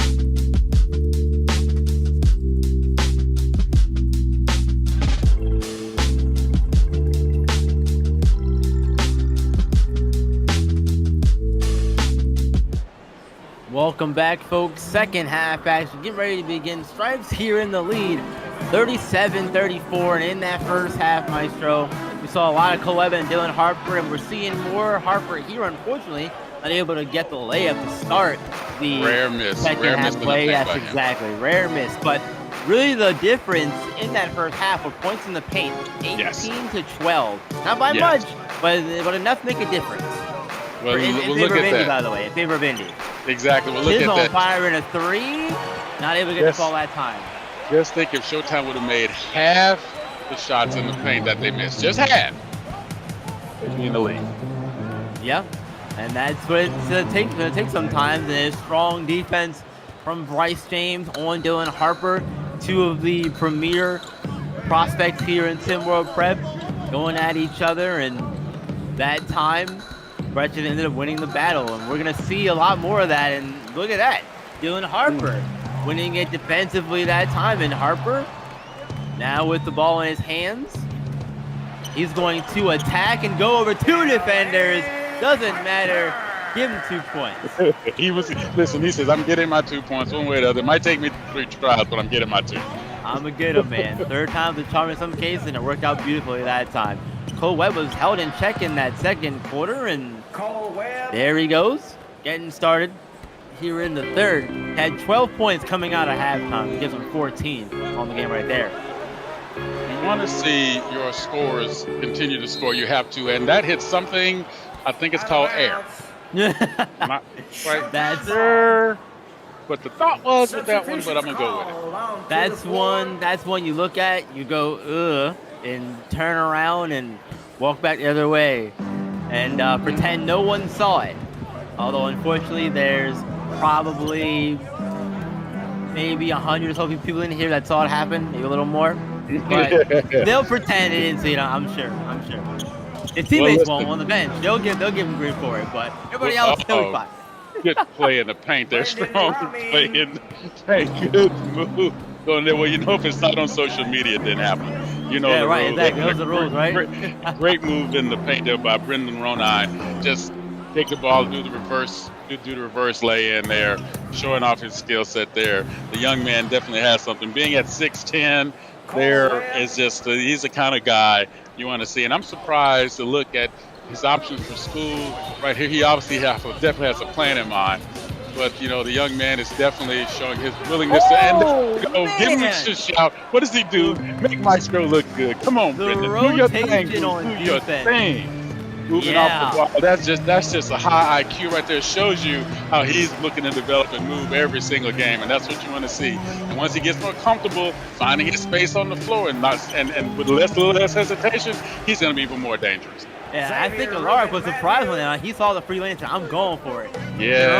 Roman came out of nowhere and said, no, you're no not. No soup for you. No soup for you. Exactly. Get that cheese out of here, young man. You're not doing that on me. And listen, you know the quote, don't bring no Kool-Aid to a gym party. Absolutely. And there is a 3-pointer from River Mir and Maestro. No Dylan Harper on the floor. Showtime is going to take a timeout here with the tie ball game. 42 apiece. We are going to stay with it here a minute and let you know to join SimWorld. Why don't you? That's discord.gg/SimWorldHoops. That's the place to go to do all that stuff. If you got the brain, come be a coach. If you got the game, Maestro, you should do what? Be a player. Come be a player. Exactly. And look, or you could also be a fan of one of these summer prep teams. Just chat. Or I got a third option for you. Hey, what you got? What you got? Join us behind the mic. Thank you. Call commentary. Do games with us. Write articles for us. We need the support, the help, all that stuff. Any way you can do it. Discord.gg/SimWorldHoops. Player, coach, fan, or a member of our sports media team. Either way, get involved and be a part of the conversation, the controversy, all the things here in SimWorld Prep. I love it. You know, nothing I like about Indianapolis. One of the greatest athletes of all time, played their first professional game here in Indianapolis. Oh, close. Wayne Gretzky. Wayne Gretzky played his first very first professional game here. Was really lucky in that I didn't get a chance to see his first game here, but I did get a chance to see him that season. He was playing with the AHL team here, and he was already a monster. You knew he was going to just show out at the next level. But it happened right here, and it was just, this city just has so many wonderful things. You get a chance to come out and hang out. You just got to come and see the homage to all the great sports figures and people who've played in this city. It might be a small town, yes, but it's a big sports town. It's a big sports town, baby. You got it. Big sports town with a rich history. Yeah, absolutely. And Cole Webb making a presence out, and there is Laith Money getting the bucket there over Cole Webb. Strong defense from the young man, but unfortunately, Laith Money is a lot of kid to handle there, and size him is a little bit too much. Laith Money's got a foul called on him. And we will see the aforementioned Cole Webb go to the free throw line.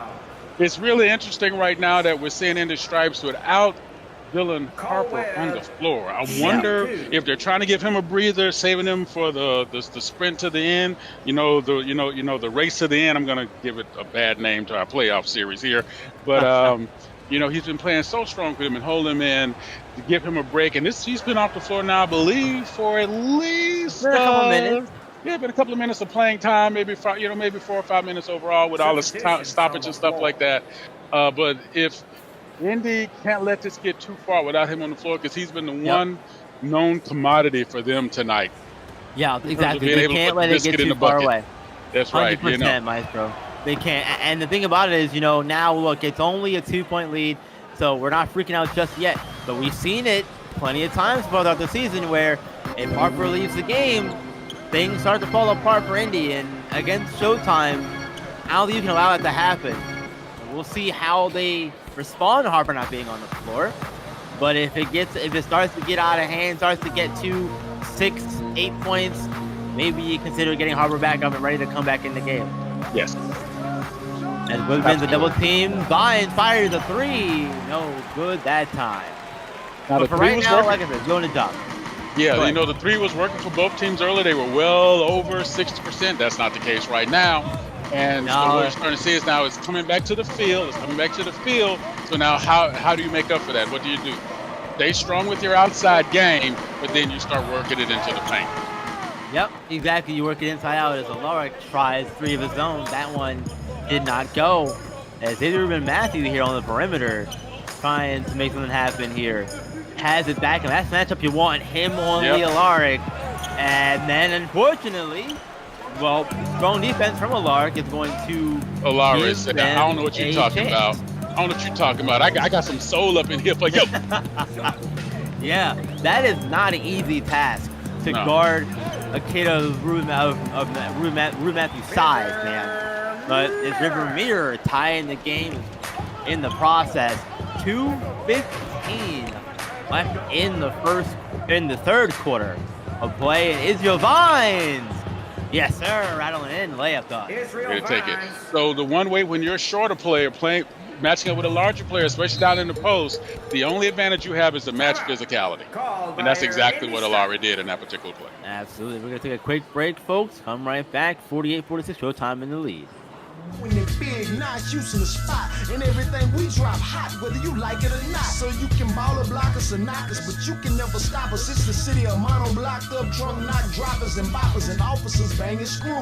Probably P's and Q's with a great cassette in the deck. Yep, these is dudes that been paid. Now we're swinging in Escalades with our trunk raised, banging maize, stacking chips like Lay's. Days looking brighter, still got me 25 lighters. Candy lag with a crack, black magic on my tires. I'm still blowing that fire cause it feels so good. I ain't wanna name one, I wanted to rip for all of the hood. So Southside, no side, why don't you stand up? I wanna thank y'all for showing me love. So put your flames up, keep drinking your cup. H-Town is the city where it all goes down. East side, west side, why don't you stand up? I wanna thank y'all for blowing me up. So put your flames up, keep drinking your cup. H-Town is the city where it all goes down. Yeah, album in stores, the life of a porn star. Yep, and I go by the name of Ron Yale. Hold me down each time. I love y'all. Southside, north side, why don't you stand up? Stand up, porn star. Welcome back, everyone. 48-46, Showtime in the lead, and it's been the battle of the star players as expected. Dylan Harper and Cole Webb going head to head, and they have not disappointed at all. Harper with 19, Webb with 20 in this one, and Harper is back on the floor after a bit of a breather. Yeah, and you know, that's probably going to pay off here for the last minute or so here. He gets his legs back underneath them, and then they're able to step into the fourth quarter. And a charge. I'll be right back, B-Ron. I got to go dance a little bit, baby. Got me a charge, baby. Shake it. Doing a little dance over here. Some of the people behind me are giving a look. What's going on? Don't worry about it. Don't worry about it. Just love that booty. Love that booty moving, baby. Love that booty moving. Got a charge. Have some fun. Dylan Harper. Look at that. Moving out the ball. And a large, great recognition. I'm sorry, not a large. Great recognition as he saw his teammate run into the paint. And what happened? You pass where he's going to be, which is on the other side of the rim. Then the rim becomes what? A screener for you.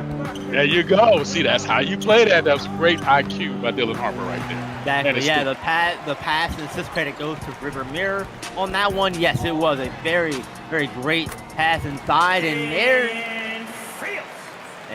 is Devin Fields. wrong team. Ken Fields with that one, with that drive and bucket there. And Bryce James hits from deep, giving him back the lead once again. Yes, he is. And you know what? He's the guy that you would expect to see him go for more points, but it seems though he's sort of selling his game into being more of a supportive role.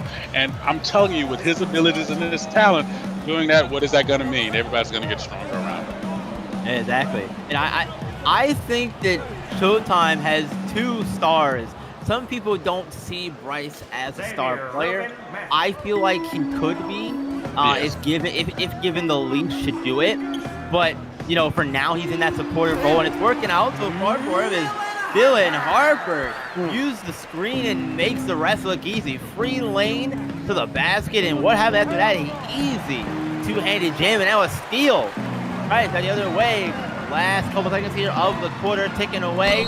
Gibson with it. Foul called on Brendan Romine. So we're going to delay the end of the third quarter a little bit longer.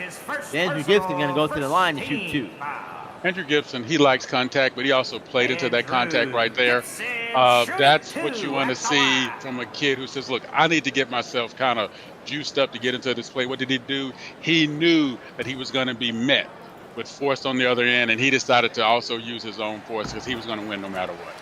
Yeah, Gibson coming into the game shooting 91%, 91.7, may as well say 92 coming into the game from the line, and he's known for his post defense and his shooting, and his shooting, that's from 3-point lane. He's got 10 3-pointers made this season. That is 3rd highest on the team behind Dylan Harper and JJ Hoops.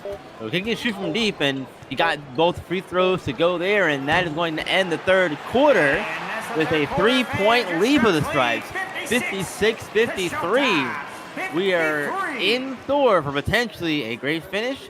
It's almost time to put those scores up, folks. Don't go anywhere. Come on back.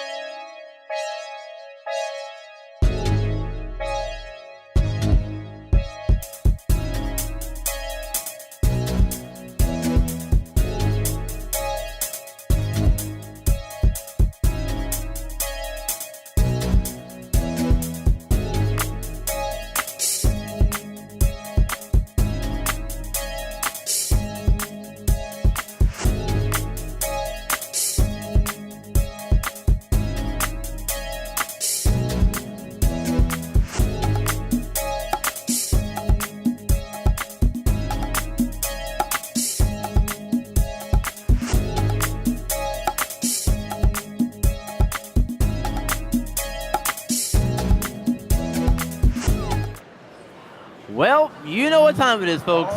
Put those fours up, folks. It is fourth quarter time.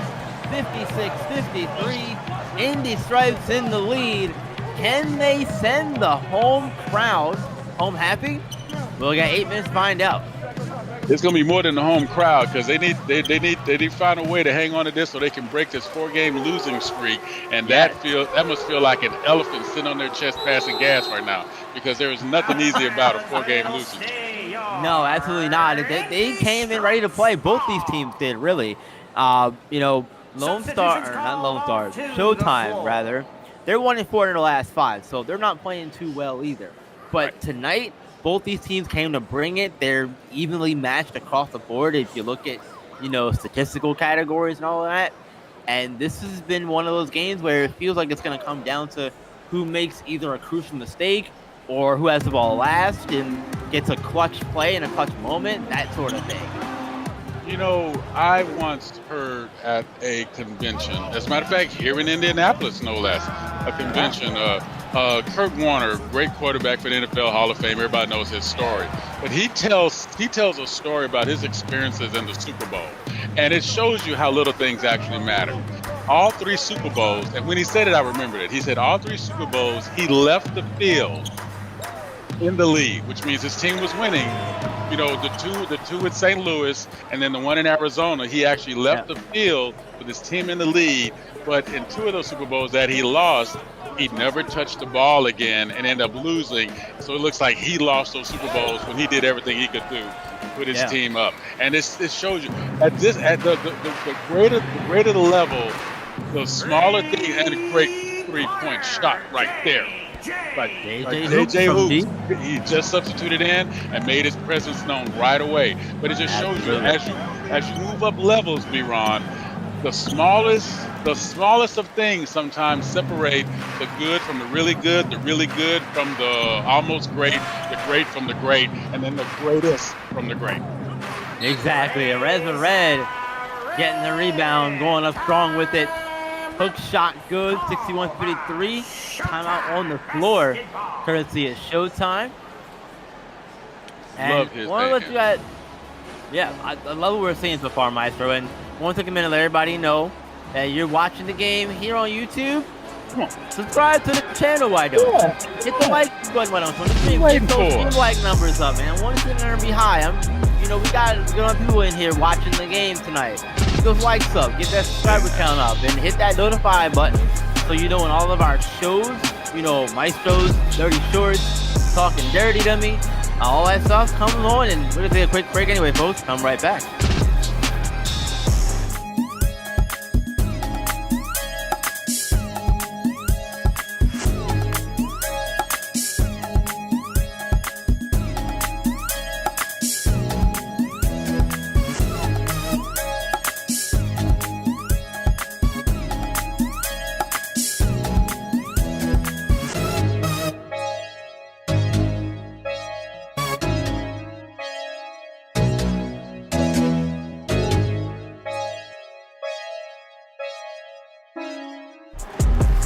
We're back, everyone. 61-53, and this is going to be a race to the finish here, pun intended maybe, because where we are, Indy 500 race and all of that stuff, man,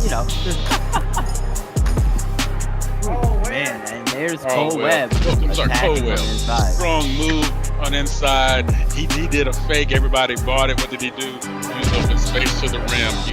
You know what? Sometimes you just got to be aware where you are. And it's funny that you would say race and talk about the Indianapolis 500, because it's one of those races that you always remember sometimes who didn't win over who won. And I think most of us remember the time Danica Patrick was going into the last 2 laps there with the lead.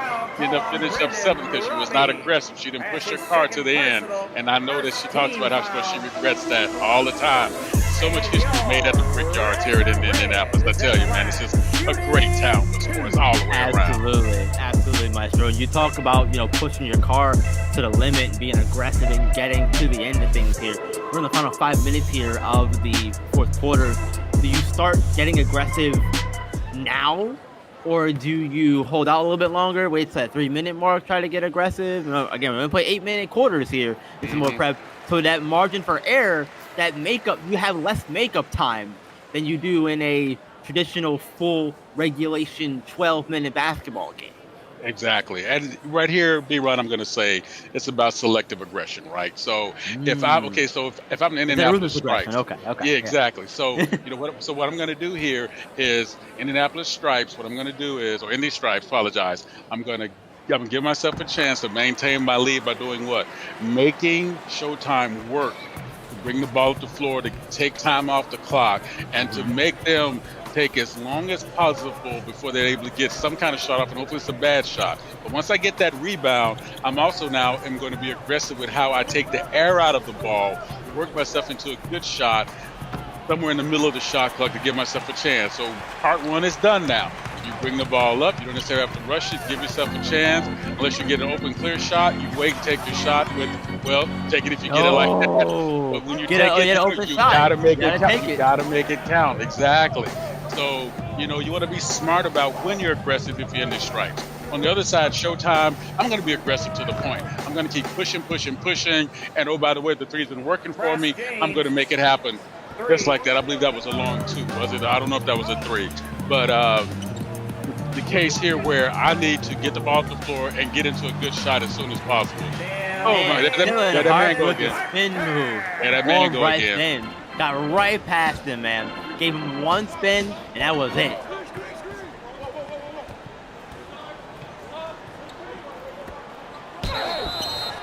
There's a foul on the shot on red.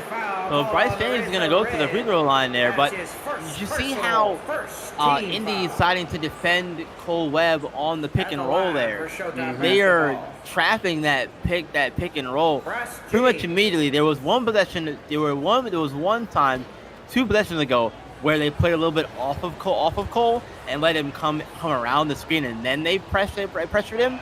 But the last 2 times down on the screen, they have brought that pressure immediately on Cole to not let him have any room and force him to pass it away. Yes, and that's what you want to do. You want to fill that gap. You want to fill that gap right away. When I say gap, in this particular case, I'm talking about the keyhole that becomes the passing lane if you want to work off it. And recognizing that when you're coming, especially if you're coming off the response on the pick and roll from the weak side, which means the ball, that the offensive player's hand that does not have the ball. If you're coming off there, you know you need to feel it a lot quicker than if you're coming off with the hand with the ball. But you need to be ready to move ahead. Absolutely, it's a draw flag for Indy, getting himself on the board, and there's a great contest from Dylan Harper onto Bryce James, forcing him to miss the shot. Distracted him just enough, perhaps. B-Ron, that shot was missed the pass. The pass was away from the lane, which made Bryce have to shift his position, and that gave the 2-second time frame needed for Indy to respond with the defense. Yep, Dylan Harper. There he goes. That is 11 rather, and doesn't matter now because Cole Webb just brought it down to under 10. He is locked in on that corner. You listen. You have to front hip side and backside defend him because you know he can move to the basket. Look, the PA announcer gonna get tired of saying his name. Harper is getting it done. It's like you watching a college football game and the one team blowing the other team out, and the mascot doing push-ups every time they score. That's like Dylan Harper and I scoring. PA announcer tired of saying his name. Mascot tired of doing all them push-ups. I'm sure. Exactly. My goodness. Oh, look, 71-63 as Hoops fires a 3 rattle home. That's a tough shot. It's a tough shot, but it shows you how they are locked in to extend this lead. Gonna take a timeout. Come right back, folks. 74. Still waiting for a big smile out of you. You're up 2-0. What's the story? Are you not happy, or you're only half happy, or? Still to be happy about. You're up 2-0. Job's not finished. Job finished? I don't think so.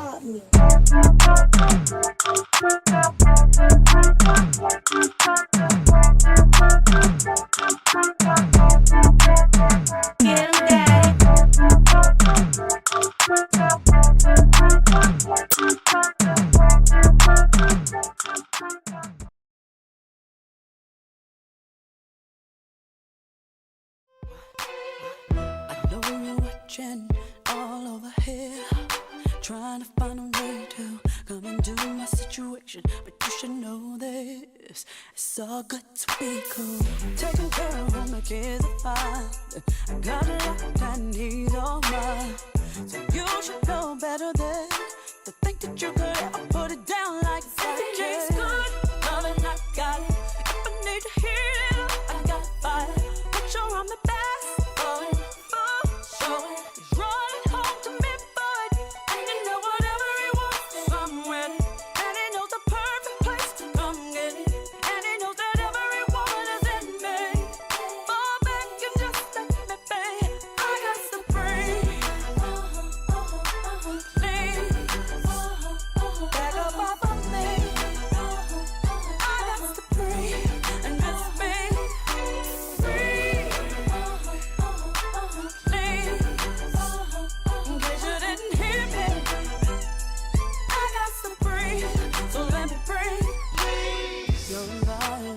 Let me help you understand. Before we have a problem, I will take you there. When it comes to my man, please don't be someone who said it's a holiday and every day's our anniversary. You should think about the time you waste, cause my last name ain't gold chain. Cause if it is good, I got it. If I need to hear it, I got fire. Make sure I'm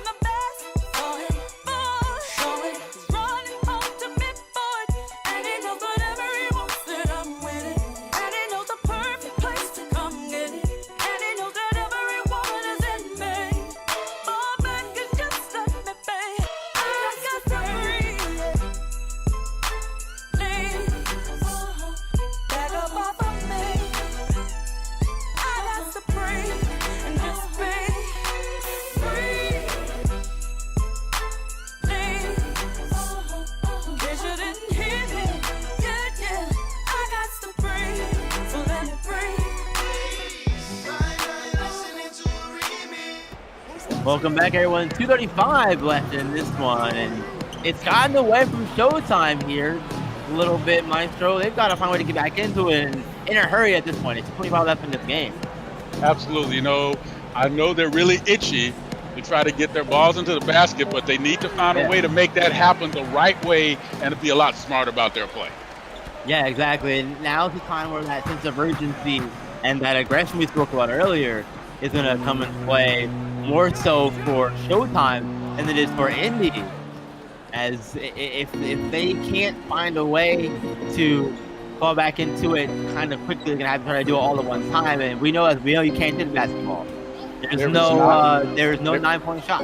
Thank you. You took the words right out of my throat. Yeah. Oh my goodness, but that is a move to the paint. He saw the open move, went there, chose violence. Great pass, leading his player in there. And Roman did the right thing. He didn't put the ball down. He kept it high at his height. What did he do? Boom, choose violence at the rim. Well, he caught it in stride, too, is what he did as well. Caught it in stride was allowed him to just run with it, take the 2 steps you need, however many it is these days, and, get the shot up. If it's 6, I don't care. Yeah, Dylan Harper. Oh! That is a huge shot there from that young man. Will we dare call that a dagger this early? I don't want to call it a dagger this early. I don't want to. You heard. I didn't say the word, right? I didn't say it was a dagger. I don't want to, but I'm kind of feeling like I'm compelled to say it. I don't want to say it. Hey, look, it's almost in. Yeah. It's almost in there, but not just yet. Yeah, it kind of felt like a dagger, but I don't want to say it was a dagger, so I'm not going to say it was a dagger. But it kind of, even though it looked like a dagger, I'm not going to say it's a dagger. Yeah. One of those things. Looks like a duck, quacks like a duck, probably a duck, but not just yet. Reza with it in his hand, trying to get it cut up. Gets the rebound, big man. So good. Big man. Show off that 4.5 foot of half-inch vertical. Good job, but it's okay. He took time off the clock. That's what you want to see happen right now. Yeah, well, look, now we're 20 seconds left. Not much time left in this one. And the Hoops has the rebound. Shot clock has been turned off. That is going to put this one away. Indy is going to snap their 4-game losing streak and get above 500, moving to 7-6 with a 57-65 win over Showtime. Showtime on the move to 6-7 on season. And Dylan Harper, player of the game, I'd imagine. Yes. He's my player of the game anyway. Mine too, buddy. Yeah. Well, look, it's been a pleasure, everyone. For Maestro, I'm B-Ron. Game 3 of the night coming up. Bay Area and Rocky Mountain. Don't go anywhere for that one. Stay tuned. It's coming up. We'll see you in Game 3. Remember, this was the only place where you can see the game, be the game. We'll see you in Game 3.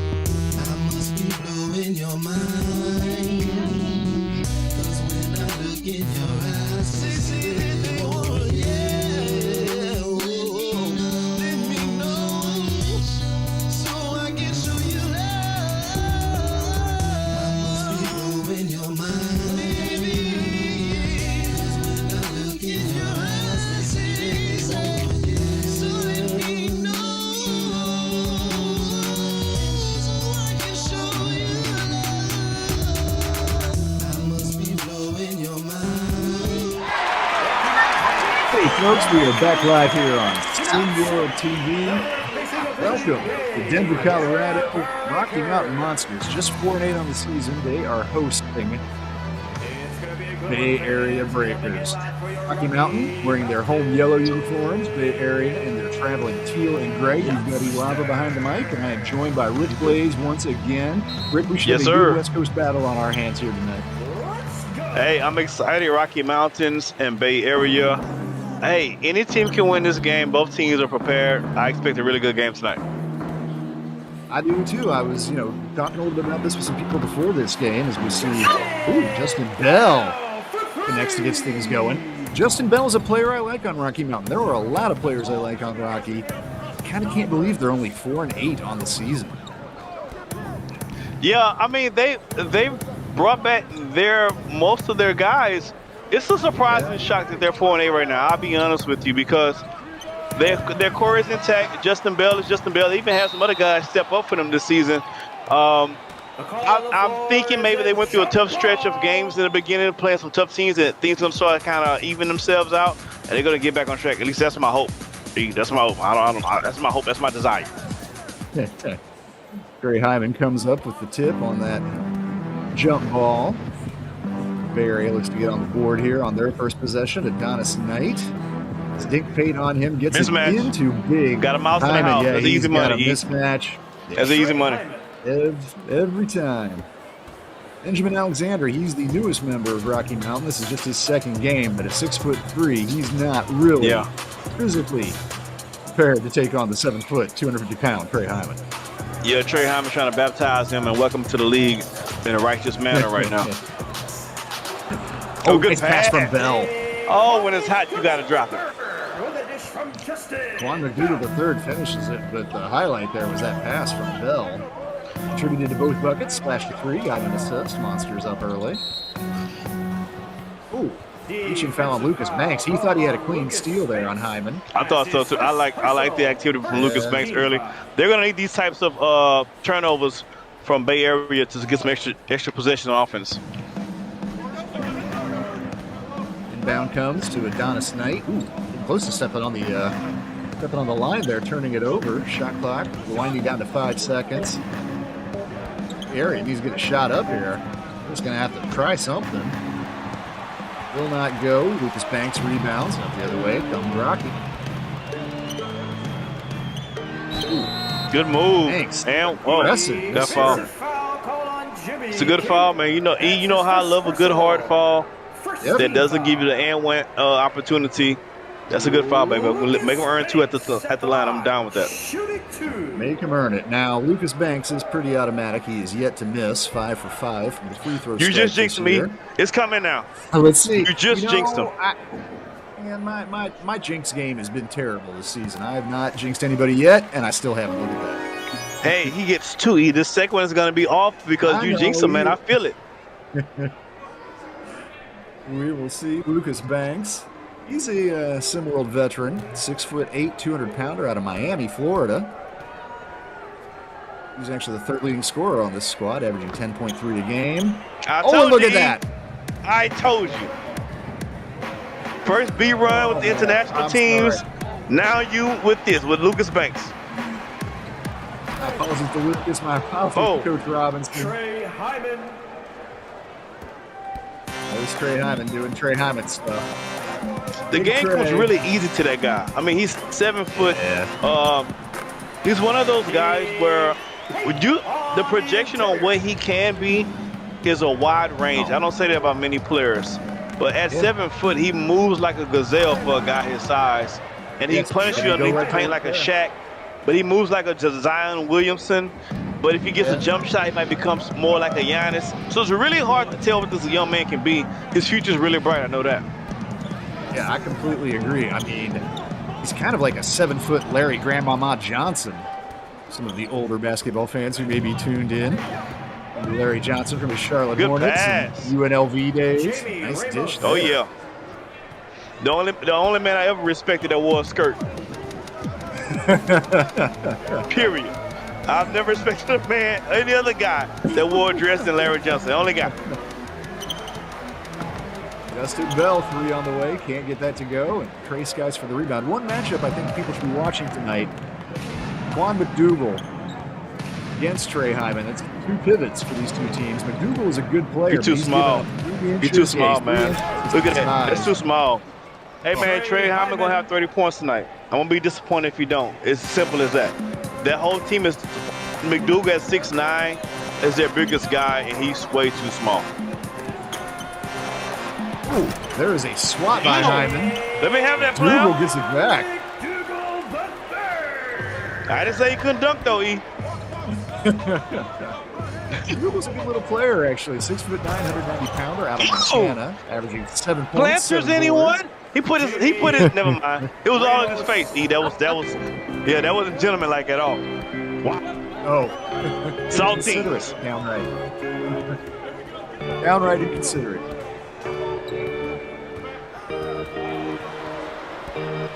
Monsters looking to tie things back up. They led by 3 earlier, now trailing by 2. Good defense that possession, and another rebound for Hyman, who was dominating inside early on. He's going to have 30 points, E. I'm telling you, I'll be surprised if anything less than that right now. Nice attack from King. You get the bucket. Second chance opportunity, and Hyman has it going to work on McDougal. This is what we've been wanting to see. Passes it out to an open teammate for a 3. Will not go, and Bell pulls down the rebound. And even for the guy, go ahead. I'm saying for those who've been joining us late, Southeast Select did take down Gulf Coast tonight, 78-68. Make sure you guys get that. If you haven't seen that score alert already, Southeast Select was not a highly favored team coming into it. Won 78-68 against the Gulf Coast like now. Yep. Not a shocking upset, but definitely an upset. Gulf Coast. Yeah, especially with all the things that's been going on with Southeast Select and the coaching situation, right? But the way you know the best way to put rumors to rest, do your job and do it well. Well, the challenge for Southeast was always going to be overcoming the loss of Trey Turner, and it looked like they had a replacement in Olvin Carballo, and then of course he went down after the first couple of weeks of the season.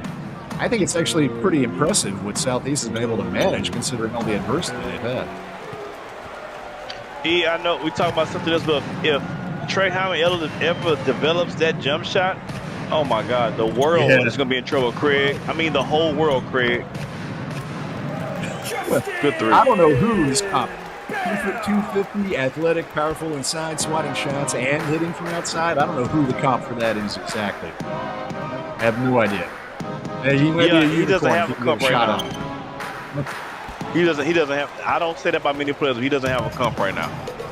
He and Cooper Flag are the 2 hardest guys to do a comp for. I've been trying all season to properly comp Cooper Flag. I haven't found one yet. I'll be honest with you. Challenge for both of these 2. Bucket for the Monsters puts them back on top. Ramos. That's a terrible pass. Yeah, that was a tough pass there by Ramos.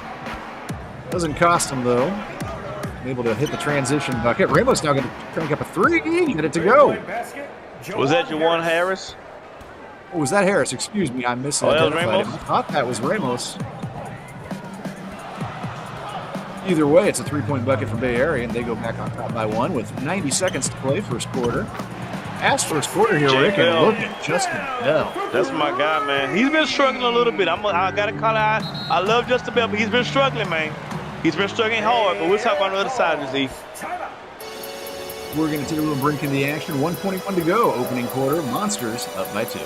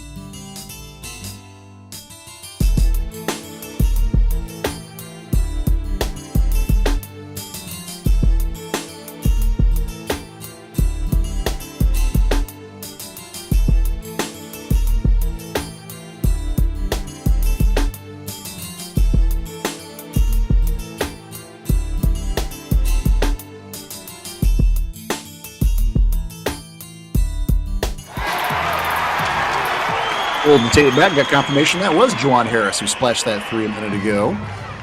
Monsters, however, have rallied up by 2. Bay Area ball coming up on the last minute, opening quarter. Bay Area, should mention, 7-6 on the season. They've been a little bit streaky, actually. They started the season a little bit cold, went on a little bit of a winning streak, and Dime Hardaway. Dime. Leading three-point shooter now on Bay Area. He's made 13 on the season, shooting 33% from deep. Justin Bell, that's a tough shot, won't go. Trey Hyman on the bench. Last minute here. You got to come off the orange, baby. You're doing too much dribbling. You're killing grass out there. Good move. Nice move. Everything but the finish there, but everything. I encouraged you. What you see from Armand Green right there. That's what you call a $20 move and a $10 finish, E. Yeah. Maybe feel a little bit of pressure trying to spell Trey Hyman inside. Dime Hardaway comes up with the rebound here. Chance for Bay Area to extend their lead. Last possession of the first quarter. Nice drive. Oh, ball just rolled off the rim there, though. Rockets should have a decent shot here. And in! Wow. Count it. 1, 2, 3. What a way to end a pretty darn good first quarter of basketball action here in Colorado. Rocky up by 2.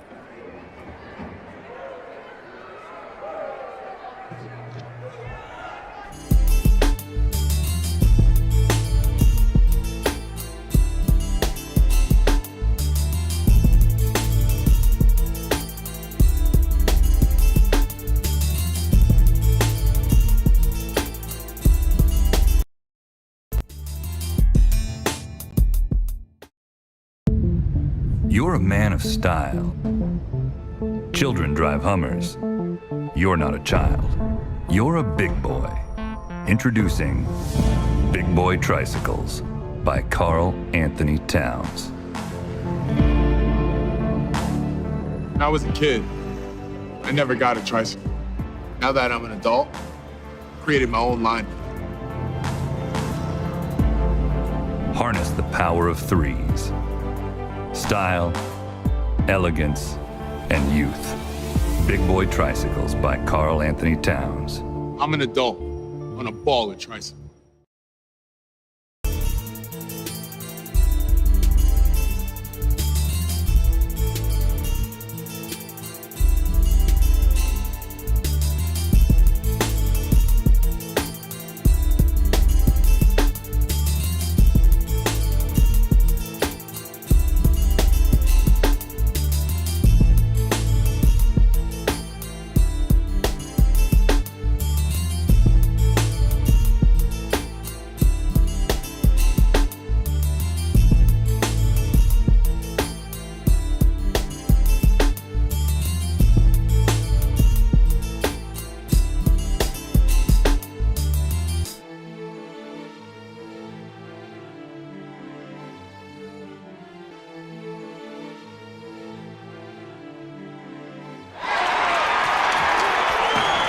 Action just underway here, second quarter.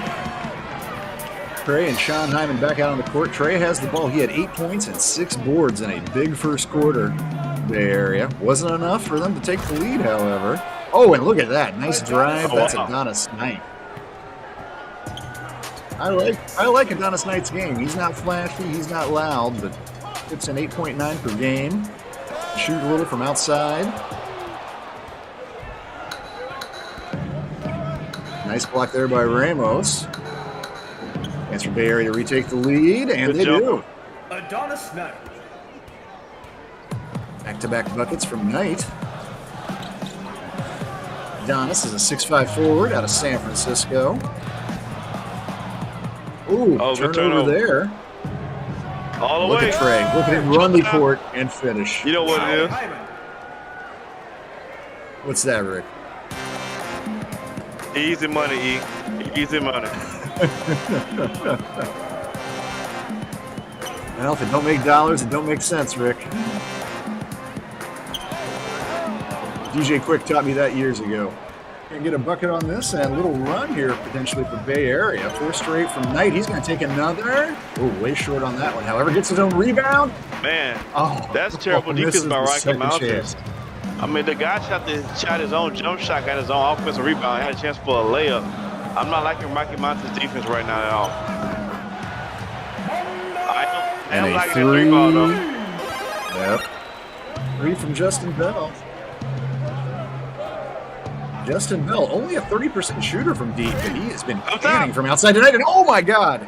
Trey Hyman. What a finish from Trey Hyman. That rim, that backboard, I think is still shaking and may be for some time. Another 3 here from Rocky. Will not go. Boy, Trey Hyman is pretty much, is he already on his double-double? I think he's a couple rebounds short. We can check that. Little brother Sean Hyman, very quiet tonight. He can mess around and get triple-double tonight. Double-double is going to be easy tonight. He could probably already double-double. Yeah, I was like halfway through the second quarter, I think he's going to be there. Adonis Knight chipping in. Playing second fiddle maybe to Trey, but he's having a nice night at Adonis Knight. 6 points for him just in the second quarter. The Monsters are going to need one of their guys to heat up, whether it's Lucas Banks or Justin Bell or Thunder. Somebody will need to heat up offensively for this team. Now Devontae Schindler in the game, 7-footer down low. He's not heating up. Couldn't get it to go. Look at Adonis Knight. Great position once again. That's too many layups. I see a lot of layup drills going around here. Like I said, I don't like Rocky Mountain's defense, and I'm liking it less and less every moment that passes. Timeout. Call by your Well, I noticed in the first quarter that Coach Josh Robinson was having trouble with switches. Trey Hyman consistently getting a smaller player on him and taking advantage. Now it's just a layup line. 7-point advantage for Bay Area. We're going to take a quick break, but don't go anywhere. We'll be back in 1 minute.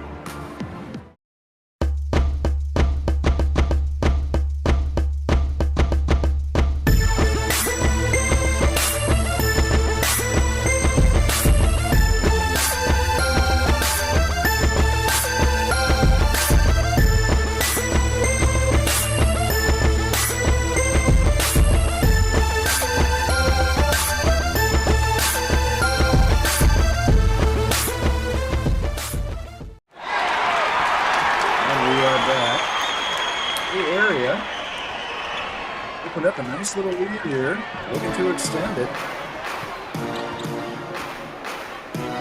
Trey Hyman still out there. Sean Hyman with the ball right now, but he gives it up. Jimmy King finds Hyman down low. Everything is going to the lane, bro. Everything is in the lane. Everything looks easy in that lane. I think I can score about 10 points tonight in that lane. I'll be honest with you. Monsters, remember, were up 20-18 at the start of this period. It has been all Bay Area the last 4 minutes. Lucas Banks thought about shooting a 3, instead backs it out, but shot clock winding down. He's going to have to take something here. You got to launch it. Mid-range is way short. That's for Bay Area to go up by double digits this possession. Part of the basket right there. Ramos. A little clever footwork. They had a shot off. It won't go. Rebound battled for, but it ends up in a rocky game. Dink Bate brings it up. If you Rocky Mountain, you got to make a stop. You got to get the point here. Eat a bucket. Oh, you needed that bucket. It was raining as hell. It was raining as hell, but they needed it. They needed it. Lucas Banks slop that thing in. Oh, what? Wait, what? Was that a Statue of Liberty play? Why was Trey Hyman so wide open on that play? What? Like an offensive wide receiver set pick drill. I don't know what that was, but that was a great play call. That's what the Coach Pope dialed up on that number. One player you do not want to leave alone on Bay Area is the big man. That's what they did right there. He gets a block on this possession. He's playing pity pat with the basketball. And he getting the ball up top. Oh, that's no. that was a foul. That was a foul, Trey Hyman. But that's how you reward your big fella for running the court and doing the good on the defensive side. You reward by giving the rock on the offensive side, and he made it pay for his team.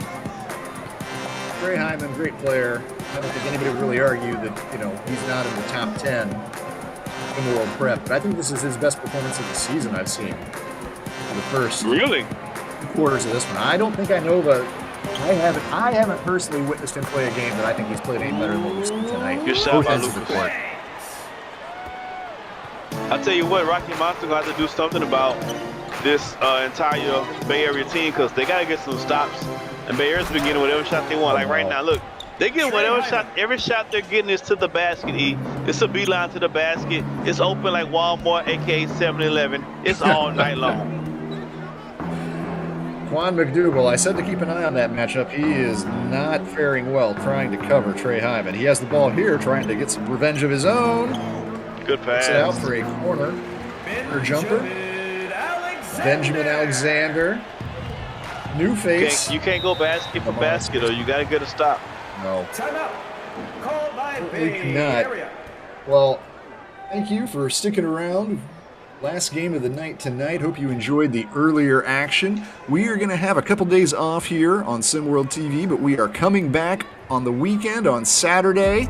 It's going to be me back behind the mic, and I'm going to be calling Africa, coming to Chicago. Lakeshore Drive, hosting SimWorld Africa. And that is at 1 o'clock Eastern, Saturday, February 10th. So make sure tune back in then for that. But yeah, some good action. A lot of good games actually around SimWorld before this one this evening. Of course, you talked about Southeast Select knocking off Gulf Coast Lockdown. A little bit of a mini slump for Gulf Coast Lockdown, really. But we also saw a largely unheralded, largely unloved this year Gotham 5 squad knock off Bad Boys Basketball on the road.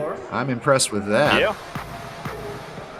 And Beasts of the East let's not overcoming forget- Latin America. Yes. Yeah, let's not forget our international run as of recent, thanks to the B-Run curse.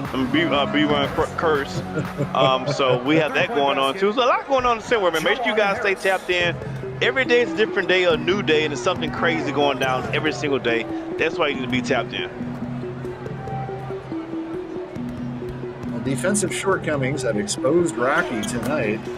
Having a decent night offensively. At least knows Lucas Banks, but just unable to get stops at the other end. And it's still a double-digit lead for the Breakers. Coach Drayton said we should change the name from the Rocky Mountain Monsters to the Rocky Mountain Matadors. Oh, man. I mean, because it's true. At least Right tonight on it's cue. been that way. The Matadors strike again. Ole! Armand Green, 6'7" forward out of California, got that bucket to go. And Dougal's going to try a little kick in the paint and gets that to go over Green. You know, Trey Hyman, the only true pivot on this Breakers team, he's on the bench right now, and it looks like Coach Trey Pope of the Breakers is using Armand Green as their second-string center, in fact. 6'7", 250-pounder. Oh boy! Hey man, everything going in. And there's your backup center. Cooking, right? Splash for three. The whole team cooking. Right? If your backup center splashing from three, you're in trouble. They're playing Rocky Mountains basketball. They're playing that type of lineup against Rocky Mountains. Rocky Mountains getting their own formula used against them, and it's to their disadvantage right now for sure. Final seconds here of the first half. 13-point lead and danger of growing this final possession. And Yang splits two defenders, gets the shot up, and gets fouled by McDougal, who is incensed at that foul call. Fell to the floor, actually. Incredulous that was called on him, but no matter. Jimmy King, 6'4" forward out of Berkeley, California. Hasn't missed a free throw this year. Let's see if I can curse him, Rick. Uh-oh. You gotta do something to help Rock. I've got to do something to help Rock. Does it work in reverse? For the underdog. Look at that. Oh my God. I'm 2 for 2 tonight. I love it. I'm perfect. I told you the E Jinx, it's alive and well. The B-Run curse and the Eli with Jinx at the free throw line is alive and well right now. It had been in remission the early part of this season, but yeah, those symptoms were flaring back up. Being lined Who knows? up It's a late shot. bloomer. It's a late bloomer. He shoots like Anthony Mason. He's not gonna make any free throws. He shoots exactly like Anthony Mason. He's not gonna ever make a free throw. And that's the half Half-court heave, well short by Justin Bell. The Monsters have just come up short this entire first half, trailing by 13. They haven't looked terrible on the offensive end, but it has just been Hearn-style defense when the Breakers have the ball, just letting guys attack. And the Bay Area, actually, Jerome Harris hitting a couple threes, Dime Hardaway with a three. They've been shooting the ball decently too, but this has largely been a showcase for Trey Hyman and a red flag waving for Rocky Mountain. They need to get that defense tightened up. Yeah, more of the story for me is Rocky Mountain's defense. Their defense kind of reminds me of a doorknob. Everybody's getting a turn right now, and it's looking like that on the court. So if they want to have a chance of pulling this out, they need to do better in the second half on the defensive end. Rocky Mountain in severe danger of falling to 4-9 on the season. They wouldn't have predicted that when this got underway. Look at the statistical domination by Bay Area, and look at Trey Hyman, 20 points, 9 boards, 1 half of basketball. We're going to take a break. Second half action when we return to Lower Downtown in Denver, Colorado. What's that? That's a swear jar. Every time someone swears, you put a quarter in it. Who gets the money? I don't know. We'll use it to buy something for the office, like a case of Bud Light or something. Fucking awesome. You, Bob. You, Jim. Eric, I have a bag on line 3 for you. Can I borrow your pen? Can I borrow your f***ing pen? Will the owner of a white station wagon please go yourself? We're gonna go down there and we're gonna some. We're gonna some. We're gonna do whatever we have to because we're gonna some. Hoop. Doesn't count. Shut the up! I am so proud of you mother suckers. Here. Refreshingly smooth Bud Light. Always worth it.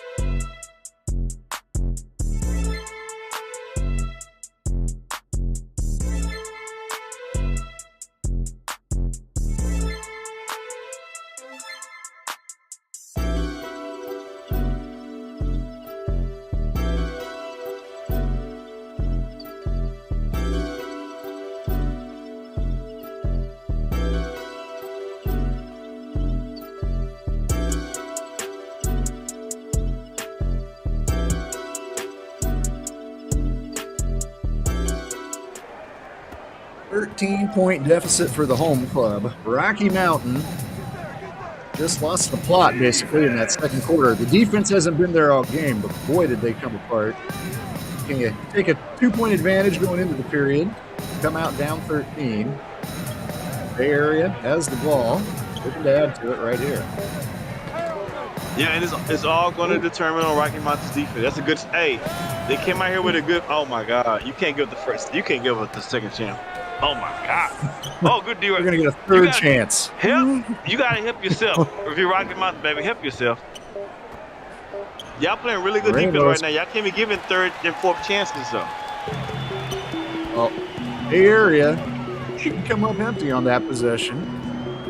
2 missed threes, a misconnection on the alley-oop, and look at this at the other end. Good shot. Dink Pate.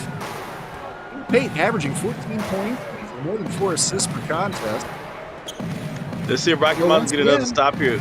If they can get about 3 stops in a row and get some scores on the other side, we can get a real good ball game going.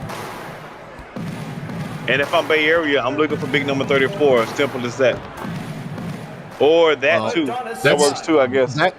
Adonis Knight's having a good night, but to give Rocky Mountain some credit, at least this first 90 seconds of the second half, that's right, they've been playing better defense. That was a tough shot. I agree. I think their defense looks better in the second half for sure. Good back door. I think their offense does too. Open, he leaded me the key because I'm going through the back door. Pause. That sounded kind of weird at the end. Lucas Banks. That was actually a nice little move from Lucas. He kind of had to hang in the air, double clutch it, but got it to go. And going back down to 11. This is more of what we've seen, though. 22 points, 9 rebounds for Trey Hyman. Handful of swats, too. He's just given Daquan McDougal and Rocky Mountain all night long. This is an easy night for Trey. I don't think he's going to need to take a shower after this game. He can just put his regular clothes back on and go back home and go to sleep. Because I don't think he's worked up a sweat yet. He's got his double-double now. 22 points. I don't know why he's fast before, but yeah, that's beyond me right now. As his double-double. Look, McDougal, who gets switched off of Trey enough anyway, and right now, Justin Bell's trying to defend Trey down low. It's a mismatch. You see it. They don't. Jumper won't go, and Hyman can't come up with a rebound. But even when they stick McDougal on him, nice dish, nice dunk once again for the Monster. McDougal is 3 inches shorter, 60 pounds lighter, and he's probably not the athlete that Trey is either. The Monsters having some success on the offensive end, but yeah, they're going to need to get a few more stops if they're going to get back in this one. 5:12 to go, third quarter. We'll be right back.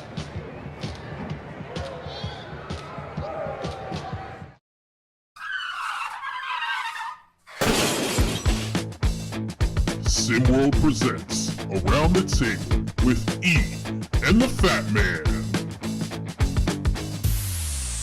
What's up, everyone? This is Big Bob. And this is Elava. And we are the co-hosts of Around the Table with Ian the Fat Man. Around the Table is the SimWorld Sports podcast where Big Bob and I give our takes on various sports from around the world. Make sure to tune in every Sunday at 4 p.m. Eastern Time to hear our takes. And don't forget to join in the conversation with us on Discord at discord.gg/SimWorldHoops. And make sure to follow us on Twitter and YouTube at SimWorld4K. And as always, see the game, be the game. Later, folks.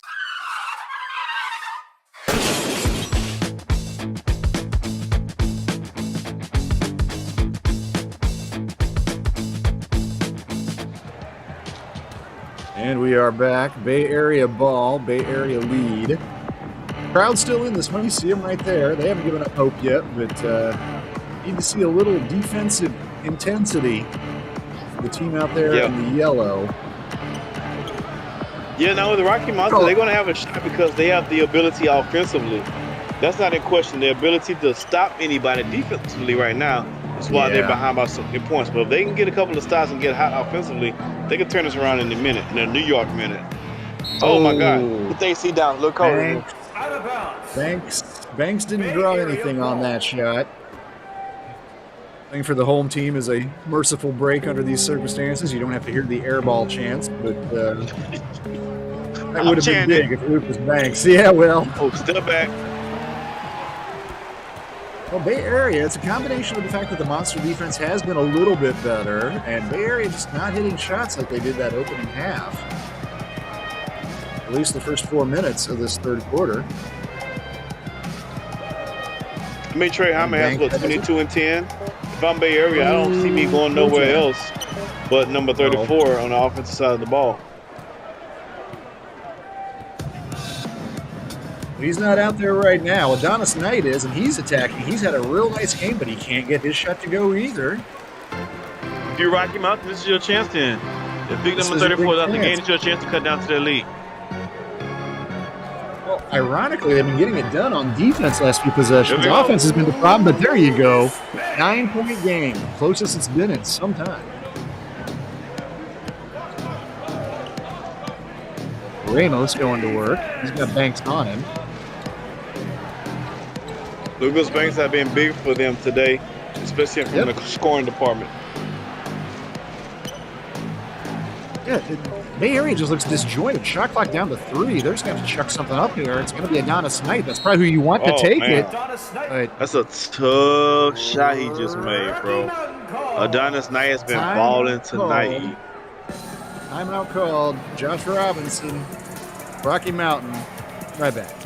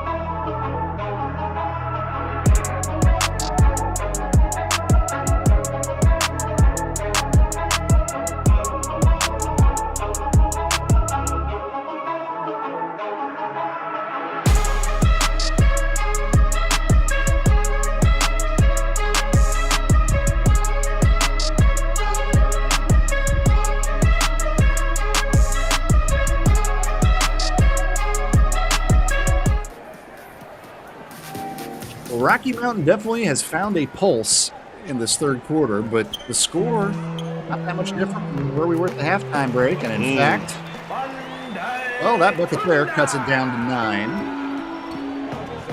9. Thunder, that's a name we haven't called all night long, and he's been a missing element, no doubt, for Rocky. For sure. Averaging almost 10 points a game.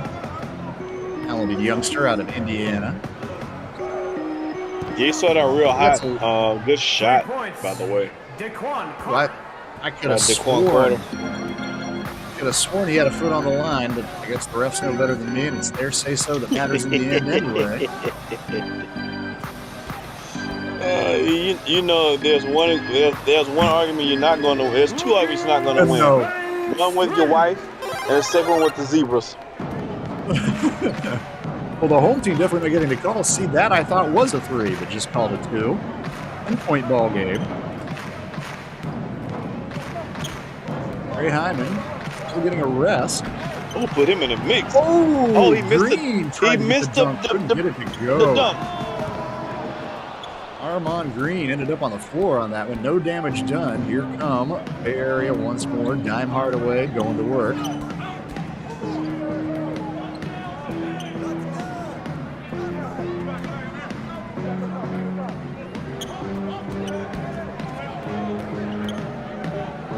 I just love the offense I'm seeing out here from Bay Area. They're making tough shots, but they're big shot, man. Not getting the steam shots they were in the first quarter. Now, Jawan Harris, he's canned 3 threes tonight. He and Knight, Adonis Knight, have bailed them out. Adonis Knight's got a dozen in this game. There's a clean 3, but it will not go. That's a bad break there for the Monsters. Yeah, I don't like the way this lead is heading for the Monsters. They have a lot of offensive talent, but I don't see them beating Bay Area. They get down too many more points. Well, my worry is that this third quarter was kind of their chance. Because, again, it hasn't been easy shots and dunks like it was in the first quarter for Bay Area. But Monsters is not quite able to take advantage. And Bay Area, to give them credit, taking tough shots. They made a lot of tough shots. On the I way. agree. Trying to cut down into that lead in bunches, hitting threes, but it's not happening for Rocky Mountain. Under a minute to go here, third quarter. Nice Good move. In and in. Quan Carter. Put that boy on the spin side. 6'5". Hey, he's from your neck of the woods there, Rick. 6'5" forward from Texas, Houston, Texas, to Quan Carter. He's had a few nice moments this quarter. Another three on the way. Hey, everything's big in Texas, Z. You know is that right? 100%. Well, a three does go there for the Monsters. Cuts the lead down to 12, but area they can't quite hold for one here. There's about a 3-second shot clock, game clock difference. I have a question I want you to answer on the other side of this. Oh, good move, so you can make the shot. Oh, Nice good late. shot. I want to know which state has the most talent in this world currently. With 2 seconds left on the game, he puts it up on the third quarter. Oh, on the other side of this, let us know, on your opinion, which state has the most talent in Sim World Pro. I'm going to think about that during the break and come back with an answer after a few commercial messages. Play jazz. Playing jazz. Smoothie. Making smoothie. Calendar. No meetings today. Remember, tandläkare at 9:30. Fire off. Fire off. Open door. Door open. Sånn. Så skal vi sette en til. Ja. Open door. Wrong voice command. Open door. Wrong voice command. Open door. Repeat that. Open door. I didn't understand that. Hey, open door. Play on the floor. Get over the door. Open the door. Wrong Open the door. command. Error. Hey there, with a rock. Open door. Open door.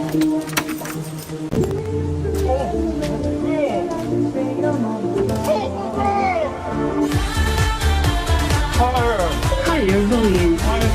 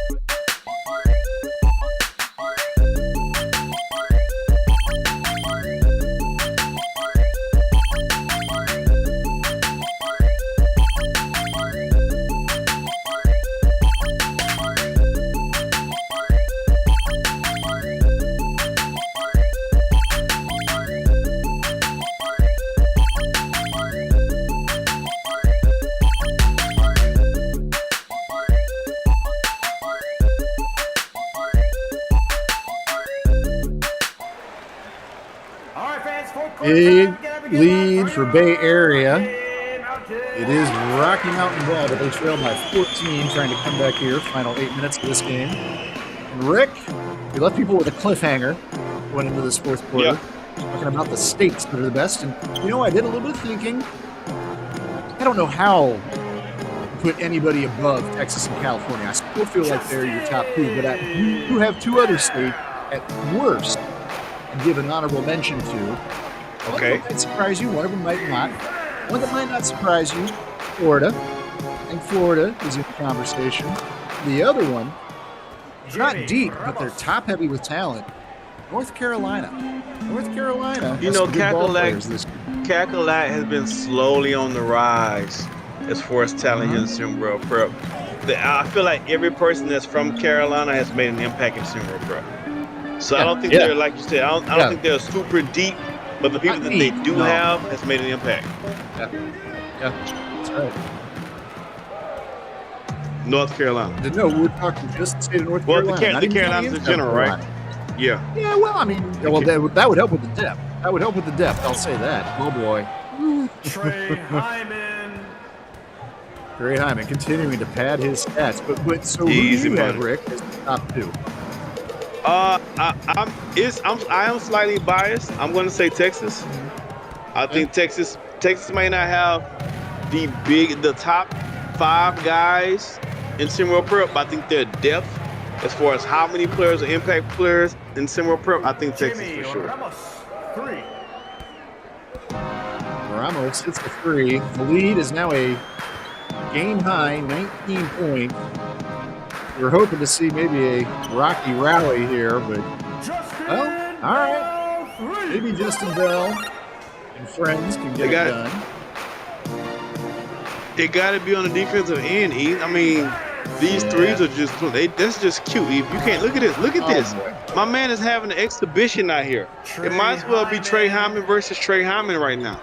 I think he have a better chance of stopping himself than Rocky Montes does have stopping him. So you scoring buckets means nothing if you can't stop the guy on the other end, because you're behind. I'm sorry, last time I checked, the name of the game was when you're losing, you have to play defense so you can stop losing so you can start winning. Look at this. Look at this. Again, the problem is Daquan McDougal, I mentioned it earlier, he got to come out. 60 pounds for Trey, but he's also much slower. He's just not that fleet-footed, Daquan McDougal. And deceptively, for a 7-footer, Trey kind of is. Nice flush there from Lucas Banks. Look, Lucas Banks has had a decent game. Justin Bell has not played poorly either. And actually, for a guy who came in just shooting barely above 30% from deep, he's flashed a few threes. Hey, there you go, McDougal. Maybe McDougal heard me. Like, oh, you think I'm not fast enough, huh? No result on the other end, however, and Trey is down the court. He's just having his way. Defensive foul Going to the called line. on Lucas Banks. That's his first team foul. I mean, he's just having his way right now. He's just doing what he wants, when he wants, how he wants it. It feels like a Jodeci "How Do You Want It" video with Tupac. That's what it feels like. It feels like a Tupac "How Do You Want It" video is happening right now. Well, Hyman averaging 20.1 points a game and 7.8 rebounds. He had both those numbers, if not more, by halftime. Having a night tonight. Substitutions called onto the floor. I love the way you activate your hips to push that. I was kicking the Tupac verses. Now I'm in the mood of hearing how you want it. Let's see if Mook can get it. Let's see if the announcer can get us going with how you want it on one of these timeouts. Oh, okay. Maybe not. I'm just throwing it out there. I mean, no, but I kind of think, I don't know. We need to do something to keep people in the stands for these final 4 minutes, 20 seconds. This game. We're gonna need the rest of the fourth quarter is Tupac night. Ladies and gentlemen, congratulations. We're now entering the Tupac night of our segment of the evening. Please stay in your seats and stay focused. We'll be playing random Tupac songs for the rest of the evening. Thank you. You guys have been great. Rick, you and I were talking the other day about Kids Bop. Have you ever caught any Tupac songs on a Kids Bop album? Did they go for that? Maybe work something in? I don't know. Mama or something can get on there, perhaps? I guess instead of hit them up, it can be clean it up. Clean them up? I don't know. I don't know, Eve. all apple pies on That's right. me. All French fries on me. All French fries on me. That's pretty good. You have a natural knack for this. I don't know if that's good or bad, but you definitely have a natural knack for this. I don't know. All fries on me. All fries on me. It is fun to man, that's good stuff. Appropriate tunes and make them kid appropriate. That's for sure. Oh man, that is funny. Well, I don't know if what we've been seeing out here tonight is kid appropriate or not. Oh my gosh. Lead back down to 14. Coming up on 3 minutes to go. Since we got a little time, we did All Eyes on Me. What's the Tupac songs we can rename? Oh boy, let me think. What about Hail? I'm just gonna throw stuff at you, E. What about Hail Mary? What can we name it? What's the Kids Bop version of Hail Mary? Hail Mary? Oh my God. Who? Hail Mary. Hold on. Let me think. Take your time. Sometimes We're not going nowhere. Sometimes We they got just 2 minutes, 51 seconds. I know, it's true. We do have time. I'm all. I was actually thinking of like, right, maybe something with berries, like blueberry, like a cereal, crunch berries. Crunch berries could work, potentially. Crunch berries instead of Hail Mary. Okay, all right. Let's do a. Let me go down. Now I gotta go down my Tupac Rolodex real quick. This is gonna be fun for the last 2 minutes 51 seconds. Well, Dear Mama, you don't even have to change too much. I mean, not my favorite. I guess you're right. Yeah, Dear Mama kind of speak for herself, right? Yep. Hold on. Let's go. Okay, California Love, E. What were we? Yeah, no. Keeping the name the same? That might be the same. Yeah, I guess keep it the same. California Love is. Keep the same. Okay, here we go. Ambitions as a rider. Good luck. You're gonna need the rest of the 220 to get the rest of this out. I know. Ambitions as a rider. Oh my God. Benjamin Alexander. We're going to take a break. 13-point lead, 2 minutes to go. We're going to work on some more kid-appropriate Tupac lyrics and come right back.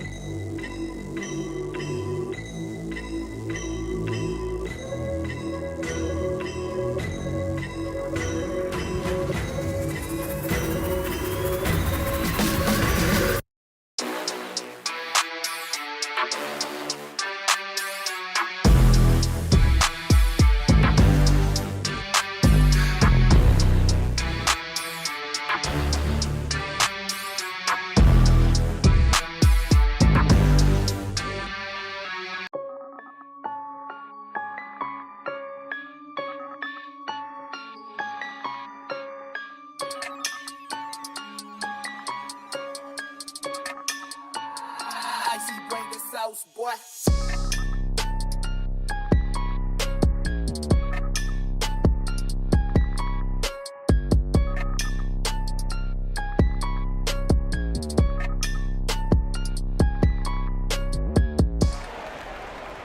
Rick, I think we all know who the player of the game is. I'm not even going to make you say Easy. it. 34 points, Thank you. 12 rebounds, 11 dunks. Came in with a league high 64 dunks up to 75 now. He's running away with it. Hey, that's another steal from Daquan McDougal. That is the only way he's been able to contain Trey Hyman all night, is to put a paw in front of a pass, not let him get it. Yeah, it's been the easiest 34 I've seen any player get in Sim World Prep. He's 11 for 13. Yeah. He has all 11 of his points are dunks. So of course, Bears feeling really confident about their ability to win the ball game based on their what they're doing right now. Well, dribbled that one out of bounds right there. Chance for the Monsters. I don't think there's enough time left to work with, but they have cut the lead down to 10. It was up to 19 not that long ago. So, I mean, is there any chance we got a ball game here? Got to get a bucket this possession. There's no chance. Coach Dree says he's holding defensive clinics all this summer to get players better. I'm all for that. Dree, it's a good shot by Justin Bell. I'm all for that. The kids need it. They damn sure need it. Yeah. 8-point margin, 1:20 to go. EA announcer trying to get the fans into this game, trying to give them some belief, even if you and I are a little bit skeptical, maybe, Rick. Yeah, no, Katie better lock that door.